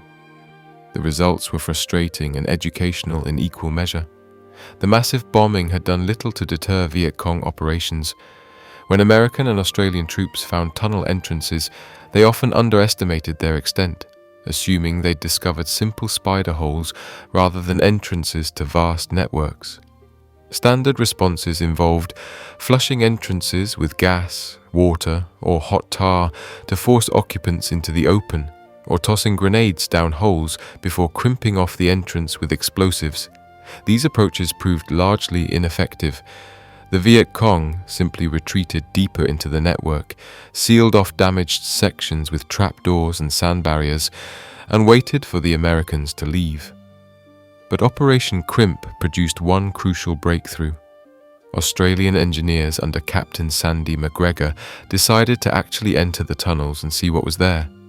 For 4 days, the Australians explored the underground network, mapping passages, locating ammunition dumps, radio equipment, medical supplies, and food stores. One of their number, Corporal Robert Bautel, died when he became trapped in a tunnel that turned out to be a dead end, but the Australians pressed on, revealing for the first time the immense military significance of the tunnel system. McGregor's men became the first tunnel rats, though they didn't yet know that name. Their discoveries shocked American commanders who had assumed the tunnels were primitive shelters rather than sophisticated military infrastructure. The realization that the Viet Cong had essentially built an underground city beneath one of the most heavily contested regions in South Vietnam changed American strategic thinking about how to prosecute the war. Operation Crimp didn't achieve its objective of clearing the Viet Cong from Cu Chi, but it provided critical intelligence and tactical lessons that would inform future operations. American commanders learned that simply bombing an area, even with massive ordnance, wouldn't collapse the tunnel networks. They learned that the tunnels were far more extensive than previously believed, and they learned that conventional military tactics were insufficient to deal with an enemy who could simply disappear underground and wait out any surface operation. A year later, General Westmoreland launched Operation Cedar Falls, a much larger offensive aimed at completely eradicating the Iron Triangle as an enemy sanctuary. The operation involved 30,000 American and South Vietnamese troops, making it the largest American operation of the Vietnam War to that point. The plan was classic hammer and anvil. Encircle the Iron Triangle, then systematically clear it from one end to the other, crushing any Viet Cong forces caught within the perimeter. The operation began on January 8, 1967, with a dramatic helicopter assault on Ben Suc, a village at the edge of the Iron Triangle that served as a key Viet Cong base. The 1st Battalion, 26th Infantry executed a textbook air assault, seizing the village before its inhabitants could react. Simultaneously, the 25th Infantry Division sealed off the west side of the triangle, while the 1st Infantry Division, 173rd Airborne Brigade, and 11th Armored Cavalry Regiment swept in from the north and east. The scope of Cedar Falls was unprecedented. The entire civilian population of the Iron Triangle, several thousand people, was forcibly evacuated. Their homes were systematically destroyed by bulldozers and explosives. Rice paddies were bombed and defoliated with herbicides. The jungle was cleared by roam plows, massive bulldozers specially equipped to tear down trees and vegetation. The goal was to turn the Iron Triangle into a free-fire zone where anything that moved could be assumed hostile and engaged without hesitation. The operation uncovered substantial enemy infrastructure. American forces destroyed 1,100 bunkers, 400 tunnels, and 500 other structures. They captured 3,700 tons of rice, enough to feed a substantial Viet Cong force for months. 500,000 pages of documents provided intelligence about Viet Cong operations throughout the region. Over 600 weapons and tons of munitions were captured or destroyed. 700 Viet Cong were killed and another 700 captured or surrendered. On January 18th, tunnel rats from the 1st Battalion, 5th Infantry Regiment, made their most significant discovery, the Viet Cong district headquarters of Cu Chi. The 500,000 documents found there included detailed maps of US bases showing defensive layouts, guard rotations, and vulnerable points. There were comprehensive accounts of People's Liberation Armed Forces movements from Cambodia into Vietnam, documenting supply routes and infiltration methods. Intelligence files contained lists of political sympathizers who provided information from within the South Vietnamese government and military, revealing a spy network that had penetrated Allied command structures. Most remarkably, the documents included plans for an assassination attempt against U.S. Defense Secretary Robert McNamara, demonstrating how ambitious Viet Cong operational planning had become. The intelligence breakthrough was significant, Until that point, a Viet Cong signals intelligence operation had been intercepting and decoding transmissions from the 1st and 25th Infantry Divisions, giving them detailed knowledge of American operations. The destruction of this capability immediately made both divisions more effective and safer. Planned ambushes failed because the Viet Cong no longer knew where American units would be. Supply routes that had routinely been attacked became safer. The intelligence war shifted, at least temporarily, in favor of American forces. Yet for all its scale and the resources committed, Operation Cedar Falls failed to achieve its primary objective, destroying the tunnel network and eliminating the Iron Triangle as a Viet Cong sanctuary. Despite the massive military effort, despite the systematic destruction of everything above ground, despite the capture of significant supplies and documents, the tunnels themselves survived largely intact. Bombing, even carpet bombing by B-52s, couldn't collapse the deeper sections. Chemical agents made some areas temporarily uninhabitable, but didn't destroy the infrastructure. Bulldozers and roam plows cleared surface vegetation, but couldn't reach the tunnels below. Within months of Operation Cedar Falls concluding, Viet Cong forces had filtered back into the area. They cleared collapsed sections, repaired damaged passages, and resumed operations. The civilian population was gone, which removed one source of support for the Viet Cong, but it also meant there were no witnesses to report their activities. The Free Fire Zone designation made the area more dangerous, but didn't prevent the Viet Cong from using it as a base for operations against Saigon and other targets in the region. The failure to permanently eliminate the tunnel networks revealed fundamental problems with American strategy in Vietnam. Military operations that would have been decisive against conventional forces achieved only temporary results against an enemy that could literally go underground and wait. The technological superiority that America relied upon, the overwhelming firepower that was supposed to make victory inevitable, counted for little when the enemy refused to mass his forces for conventional battle and instead dispersed into an underground network that couldn't be bombed or shelled into submission. More troubling for American strategists was the realization that holding cleared territory required substantial forces. To prevent the Viet Cong from returning to the Iron Triangle would have required stationing thousands of troops there permanently, troops that were needed elsewhere. The American military was discovering that in Vietnam, victories on the battlefield didn't necessarily translate to strategic success.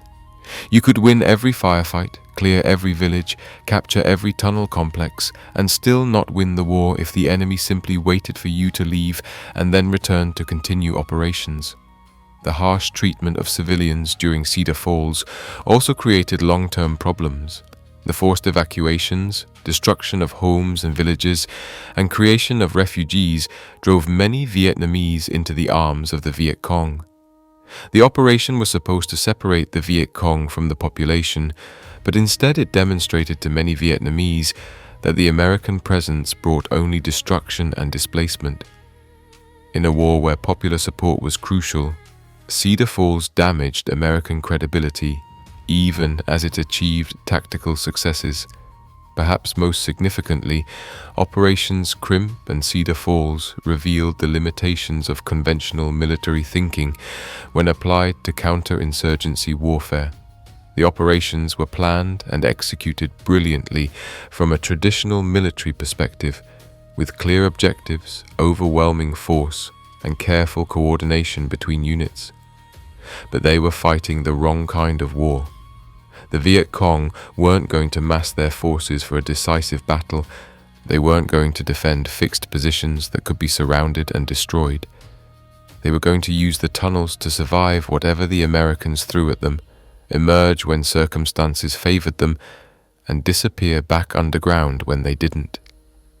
By early 1968, despite multiple operations specifically targeting the tunnels, despite the expenditure of enormous resources and effort, despite technological innovations and tactical adaptations, the Cu Chi Tunnel network remained operational and effective. the Viet Cong still controlled significant portions of the region around Saigon.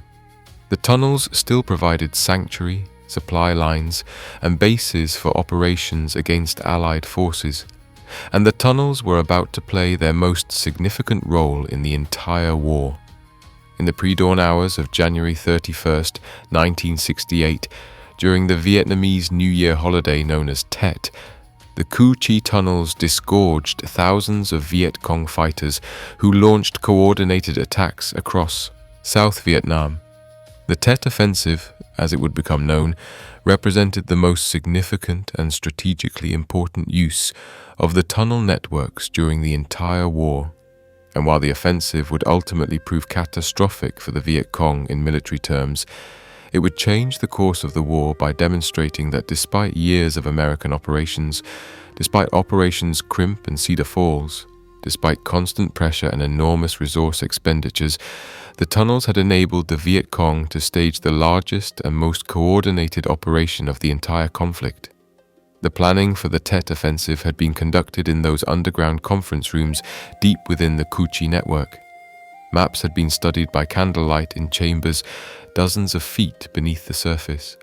Commanders had coordinated with units across South Vietnam, messengers moving through the tunnel systems to avoid detection, communications routed through secure underground facilities.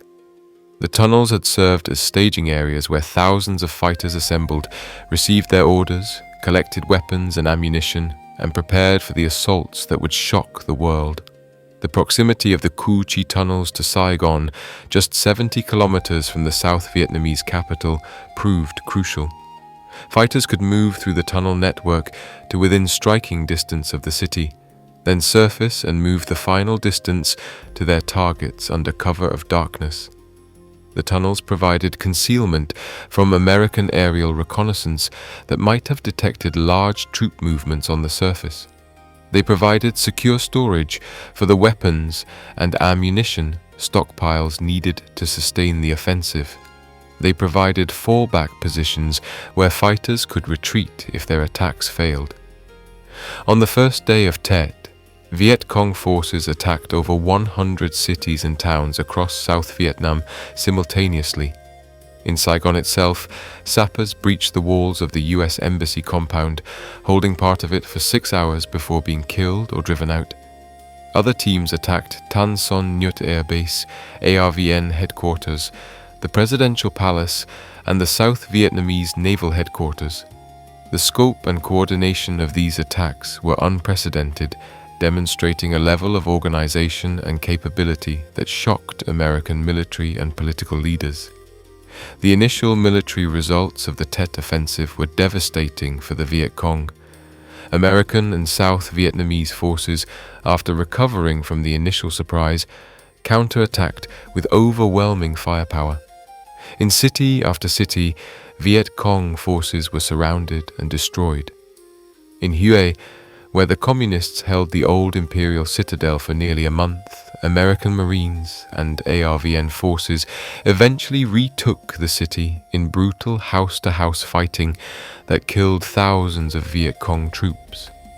By the time the offensive ended in early March, the Viet Cong had suffered catastrophic losses. Estimates suggest that between 30 and 40,000 Viet Cong fighters died during Tet, losses that would cripple the organization for the remainder of the war. But the strategic impact was precisely the opposite of the military outcome. American military commanders had been assuring the public that the war was being won, that the Viet Cong were being steadily defeated, that victory was in sight. The Tet Offensive proved those assurances hollow. If the enemy was defeated, how could they launch attacks across the entire country? If American operations had been successful, how could the Viet Cong mass forces for such a coordinated offensive? If the tunnels had been neutralized, how had they served as the staging ground for the largest operation of the war? The tunnel networks had enabled Tet to happen. Without the secure bases, supply depots, command facilities, and concealment the tunnels provided, the offensive couldn't have been planned or executed. The Viet Cong had survived everything the Americans threw at them, maintained operational capability despite constant pressure, and demonstrated that underground warfare could negate technological superiority and overwhelming firepower. The tunnels had proven themselves as strategic weapons, not just tactical conveniences. After Tet, the nature of the war changed. The Viet Cong, having suffered such catastrophic losses, could no longer field the forces necessary to conduct large-scale operations. The North Vietnamese army would increasingly carry the burden of conventional military operations, while the surviving Viet Cong focused on smaller-scale guerrilla actions. The role of the tunnels diminished accordingly, though they never completely lost their military value. In 1969, with the Viet Cong weakened and unable to effectively defend the tunnels, American forces escalated their efforts to destroy the underground networks. B-52 bombers, freed from missions over North Vietnam due to bombing halts, began carpet bombing Cu Chi and the Iron Triangle. Unlike previous bombing campaigns, this one continued for months, with sortie after sortie dropping tons of high explosives onto areas known to contain tunnels. The landscape became so cratered and devastated that the term moonscape seemed inadequate to describe it. This sustained bombing campaign achieved what earlier operations had not. It made many tunnel sections uninhabitable.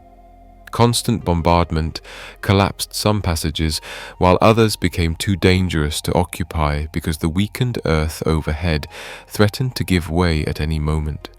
Ventilation systems were disrupted, making air circulation impossible in some areas. The bombing didn't destroy all the tunnels, but it rendered enough of them unusable that they could no longer function as an integrated network supporting large-scale operations. Yet even this success was temporary and incomplete. Some tunnel sections survived even the carpet bombing, their multiple levels and redundant construction allowing them to withstand punishment that should have obliterated them. The Viet Cong and North Vietnamese forces continued to use surviving sections for the remainder of the war, though never again on the scale they had before Tet. The tunnels that had been home to an underground city became a series of isolated shelters and caches, still useful, but no longer the comprehensive system they had once been. When the war finally ended with the fall of Saigon on April 30th, 1975, the Cu Chi tunnels had survived, damaged, partially collapsed, abandoned in many sections, but fundamentally intact. They had served their purpose, enabling the Viet Cong to wage war against the most powerful military on Earth for over a decade. They had protected fighters and civilians from American firepower, provided bases for operations that influenced the course of the war, and demonstrated that determined people with limited resources could create something that sophisticated technology couldn't destroy. The estimated cost in Vietnamese lives was staggering. At least 45,000 Vietnamese men and women died defending the Cu Chi tunnels over the course of the war. That number includes not just fighters killed in combat, but civilians who died from bombing, disease, and starvation in the underground network. It represents families destroyed, villages depopulated, generations marked by trauma and loss. The tunnels saved countless lives by providing shelter from American bombs, but they also demanded a terrible price from those who built and defended them.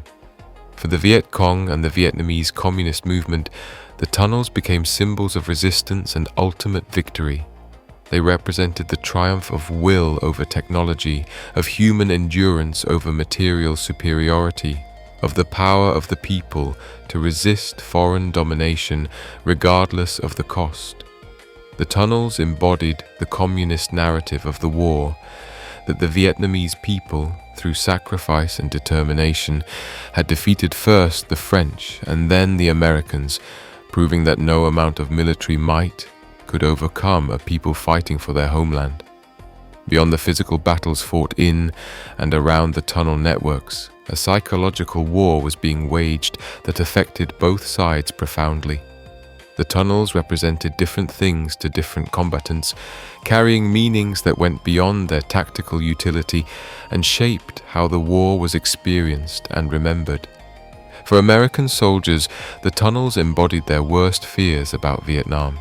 This was a war where the enemy was invisible, where danger could come from any direction, where the very ground beneath your feet couldn't be trusted.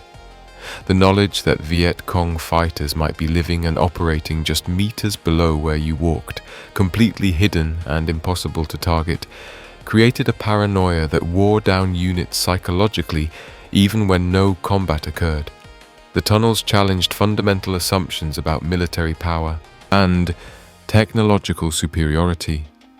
American soldiers had been trained to believe that their equipment, firepower, and tactical doctrine made them unbeatable. But in the tunnels, all those advantages disappeared. A fighter with an AK-47 hiding underground was just as dangerous as one with air support and artillery backup, maybe more so because he controlled the terrain and knew every inch of it.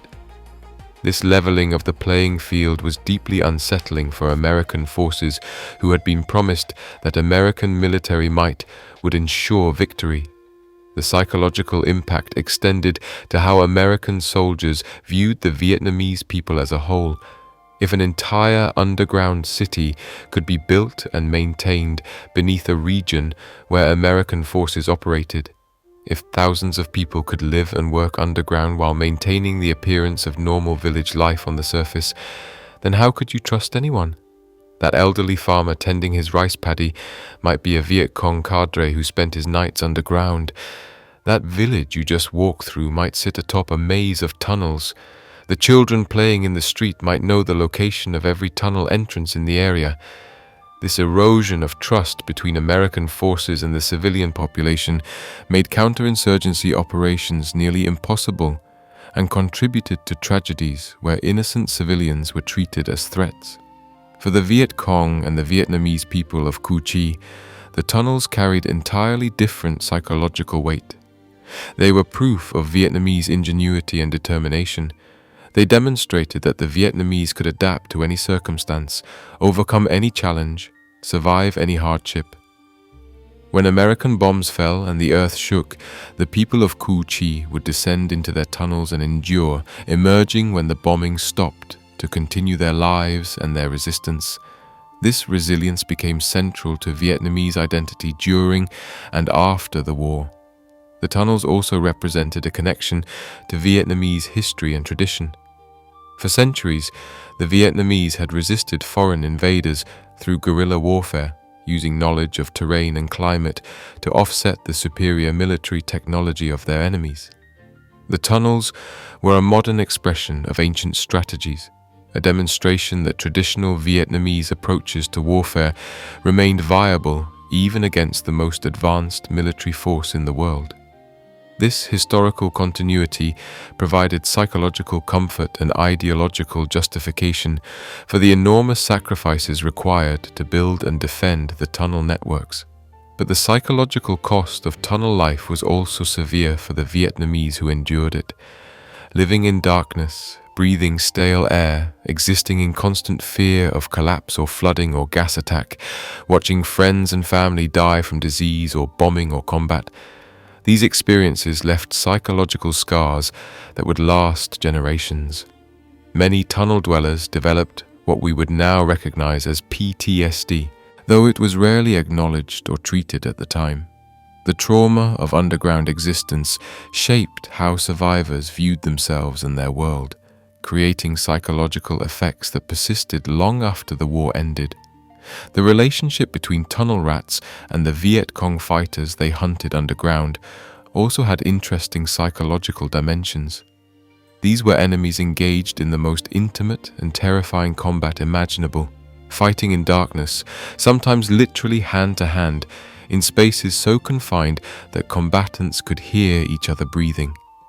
Yet there existed a strange mutual respect between them. Both sides recognized that tunnel combat required extraordinary courage and that those who fought underground, whether American tunnel rats or Viet Cong defenders, belonged to an exclusive and terrifying fraternity. This respect manifested in various ways. The Viet Cong reportedly treated captured tunnel rats better than regular American prisoners, acknowledging the courage required to enter the tunnels. Tunnel rats, for their part, often expressed grudging admiration for the Viet Cong's ability to survive and fight in such conditions.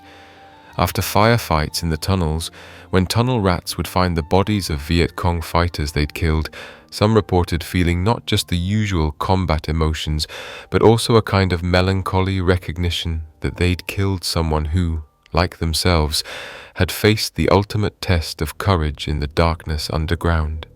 The psychological warfare aspects of the tunnels extended to their very invisibility. American commanders knew the tunnels existed, knew they were extensive and militarily significant, but couldn't effectively target them. This created a sense of fighting shadows, of pursuing an enemy who could simply disappear whenever pressure became too intense. The frustration this generated affected American military morale and contributed to increasingly harsh tactics aimed at forcing the Viet Cong to surface and fight conventionally.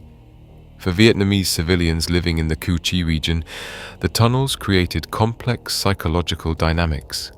They provided protection from American bombs and artillery, making them literal lifesavers. But they also turned civilian areas into military targets.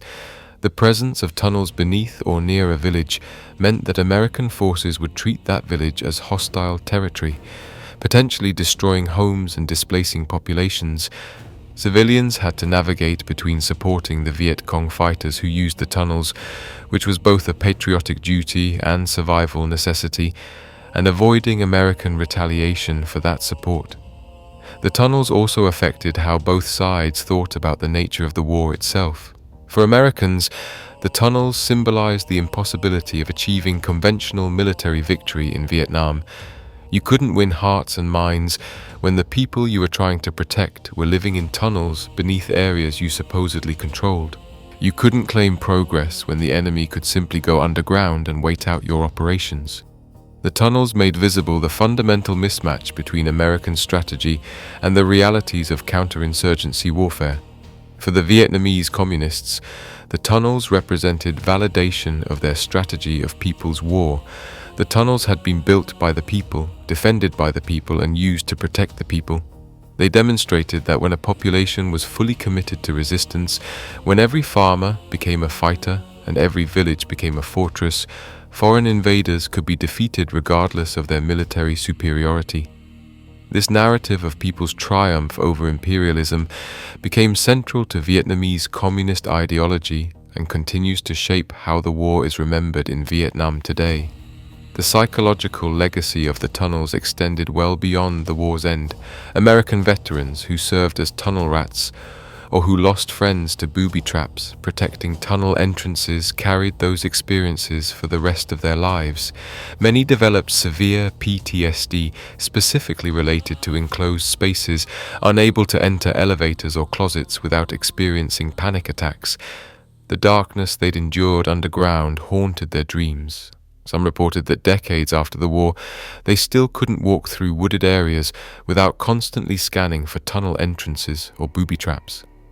Vietnamese survivors of tunnel life also bore psychological scars. Many reported difficulty adjusting to normal life after years underground. Some had trouble sleeping in darkness, associating it with the terror of tunnel existence. Others found themselves unable to fully trust the stability of buildings or feel safe indoors, their time in collapsible tunnels having destroyed their sense of structural security. The malnutrition, disease, and constant stress of tunnel life had lasting effects on physical and mental health that continued to impact survivors decades later. For both nations, the tunnels became touchstones for understanding what the war meant. Americans pointed to them as evidence of how difficult the conflict had been, how the enemy had advantages that negated American military superiority. Vietnamese pointed to them as proof of their people's determination and ingenuity, as symbols of ultimate victory over foreign aggression.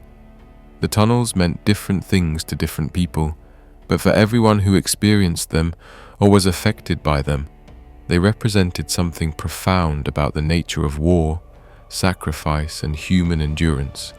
When the Vietnam War ended in 1975, the Cu Chi tunnels fell silent. The fighters who had lived in them dispersed. The civilians who had sheltered in them returned to rebuilding their lives on the surface. The extensive network that had been home to thousands, that had shaped the course of the war, that had frustrated the most powerful military on earth, simply emptied out. For several years, the tunnels existed in a kind of limbo, neither actively used nor officially commemorated, their passages gradually filling with debris and water, their entrances slowly being reclaimed by the jungle. But the Vietnamese government recognized that the tunnels represented something too important to abandon. They weren't just military infrastructure, but symbols of Vietnamese resistance, physical proof of what the people had endured and overcome. In the years following reunification, the government began discussing how to preserve the tunnels and present them to future generations as educational monuments. The preservation effort faced significant challenges. Much of the tunnel network had been damaged by years of bombing and combat. Sections had collapsed or flooded. The air ventilation systems had deteriorated. The wooden supports that reinforced some passages had rotted away. The tunnels were, in many places, genuinely dangerous to enter. Simply accessing much of the network required significant excavation and structural work. Beginning in the 1980s and accelerating through the 1990s, the Vietnamese government undertook major restoration projects. The goals were multiple: preserve historically significant sections, make parts of the network safe for visitors, create educational exhibits that would tell the story of the tunnels, and develop tourist infrastructure that would allow the site to generate revenue while honoring its historical importance. The restoration work was extensive and, in some ways, controversial. Some sections of tunnel were reinforced with concrete, making them structurally sound but less historically authentic. Passages that had been barely large enough for a small Vietnamese person to crawl through were widened to accommodate Western tourists of larger stature. Electric lighting was installed in sections open to visitors, replacing the absolute darkness that had defined tunnel existence during the war. Emergency exits were added every 10 meters in tourist sections, safety measures that obviously hadn't existed when the tunnels were active military infrastructure. These changes sparked debates about authenticity versus accessibility. Purists argued that widening the tunnels and adding lights destroyed the very qualities that made them historically significant, that visitors couldn't understand the tunnel experience if they were walking through reinforced, well-lit passages with emergency exits nearby. Others countered that without these modifications, the tunnels couldn't safely accommodate visitors at all, and that some experience of the tunnels, however modified, was better than no experience. The government eventually preserved two main sites, Ben Dinh and Ben Duoc. Ben Dinh, located closer to Ho Chi Minh City, was developed as the more commercial and accessible site. The tunnels there were significantly modified and expanded, with wider passages, better lighting, and extensive tourist facilities above ground. Ben Dinh became the primary destination for tour groups, offering a relatively comfortable introduction to tunnel history.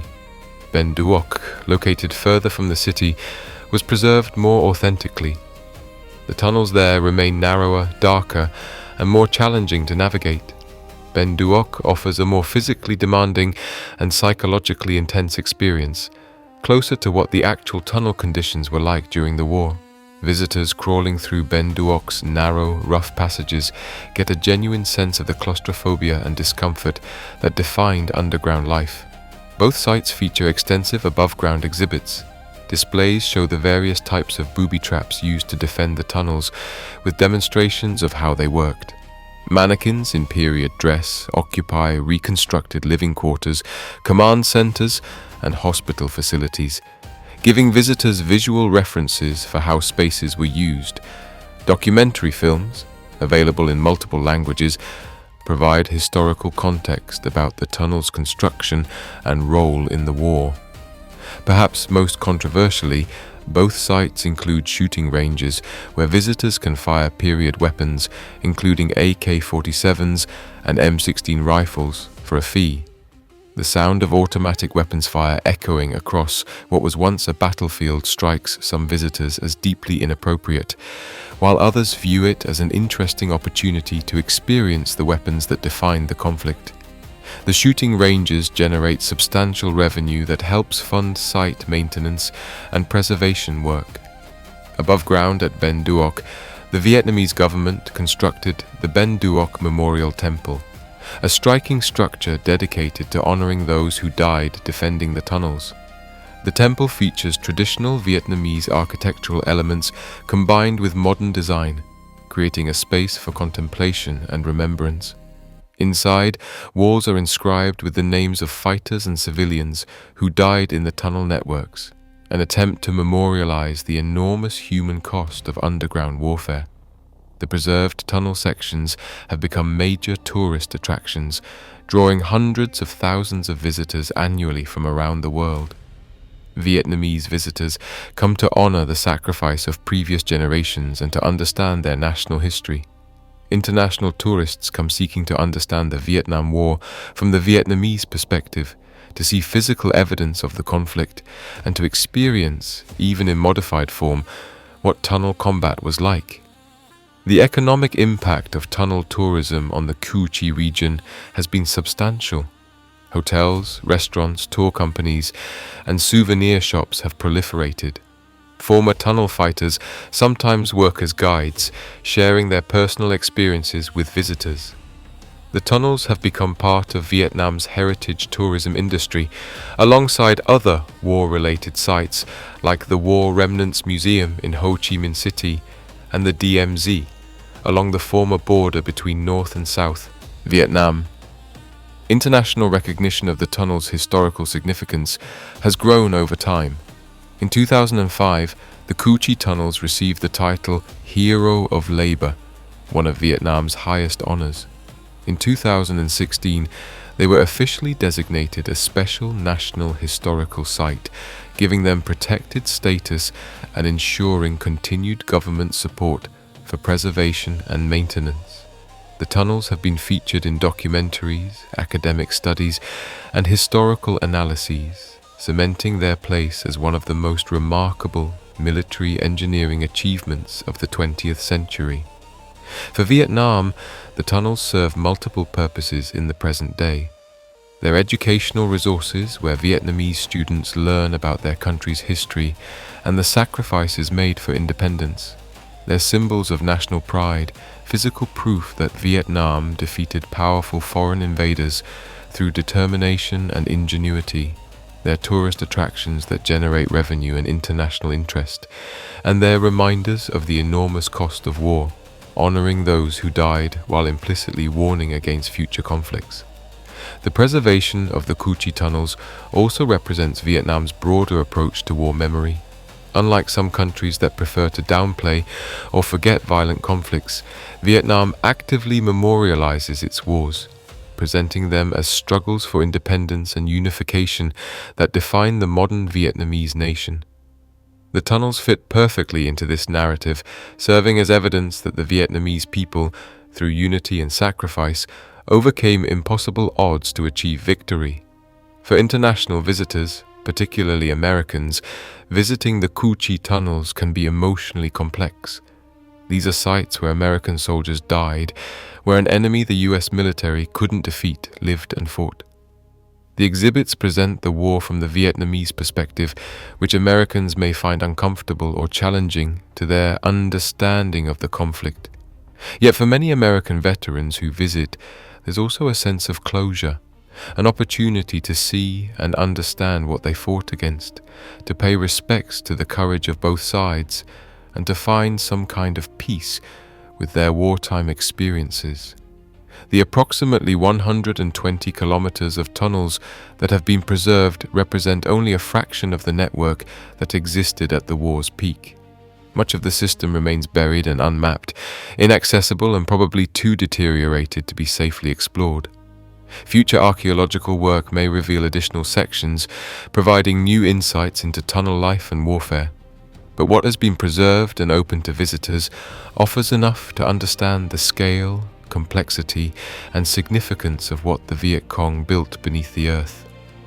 We began this journey standing in a jungle in 1966, watching American soldiers search for an enemy they couldn't find, walking over tunnels they didn't know existed.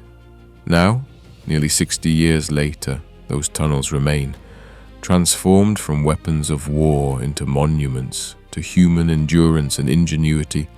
The story of the Cu Chi tunnels is ultimately a story about what human beings are capable of when pushed to extremes. It's about farmers and villagers who became engineers, who solved problems that would have challenged trained professionals, who built an underground city using nothing but hand tools and determination. It's about fighters who lived in conditions that should have broken them, but instead adapted, endured, and ultimately prevailed. It's about the lengths people will go to protect their homeland, the sacrifices they'll make, the suffering they'll endure. But it's also a story about the limits of military power.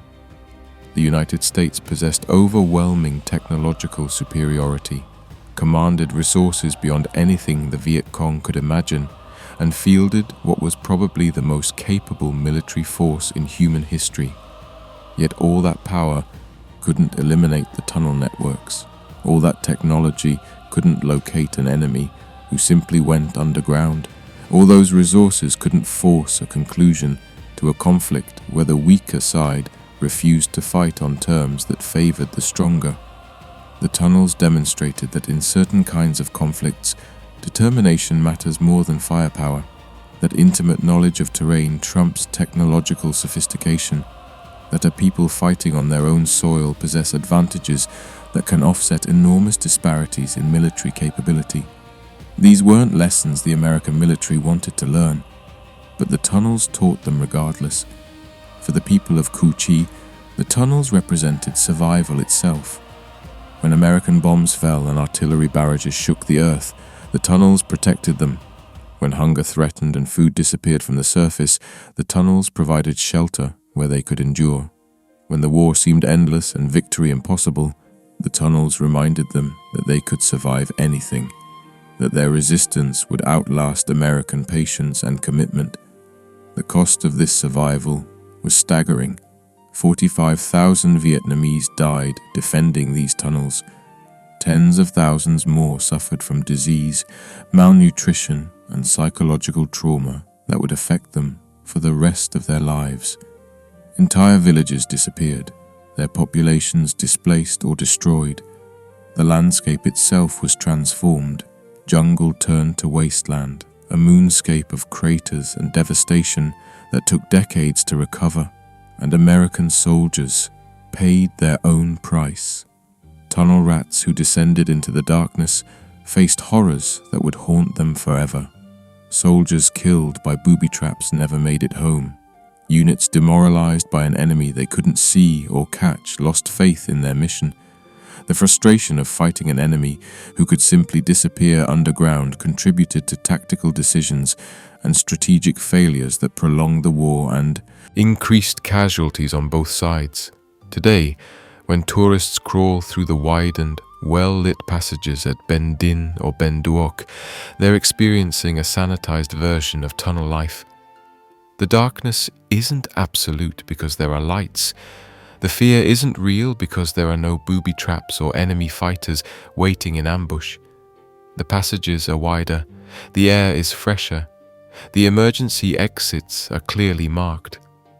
But even this modified experience gives some sense of what the tunnels were like, enough to spark imagination and empathy, enough to make visitors think about what it meant to live and fight underground. The preservation of the Cu Chi tunnels serves multiple purposes, but perhaps the most important is simply bearing witness. These passages, carved by hand from hard clay, reinforced with salvaged materials, defended with improvised weapons, they bear witness to what human beings endured during the Vietnam War. They testify to the courage of those who built them, the desperation of those who lived in them, the determination of those who fought in and around them. The tunnels are also reminders of what war costs, not in strategic terms or political abstractions, but in human suffering and sacrifice. Every meter of tunnel represents hours of back-breaking labor. Every chamber speaks of lives lived in darkness and fear. Every trap location marks where someone made the decision that taking enemy lives justified taking their own. The tunnels are monuments to human capability, but they're also warnings about the price of conflict. As we move further from the Vietnam War, as the veterans who fought it age and pass away, as the survivors who lived in the tunnels grow old and their stories fade, the physical tunnels themselves become increasingly important. Their primary historical sources, archaeological evidence of what happened, tangible proof that all the stories about underground warfare, impossible survival, and subterranean cities were real. Future generations who want to understand the Vietnam War will walk through these passages, touch these clay walls, feel the weight of earth overhead, and gain insights that no book or documentary can fully provide. The Cu Chi tunnels changed warfare. They demonstrated that conventional military force could be neutralized by unconventional tactics. They showed that an underground network, properly designed and determinedly defended, could survive almost any assault. They proved that people fighting for their homeland, with limited resources but unlimited commitment, could frustrate and ultimately defeat a superpower. These lessons have been learned by insurgent and revolutionary movements worldwide, studied by military strategists, and incorporated into modern counterinsurgency doctrine.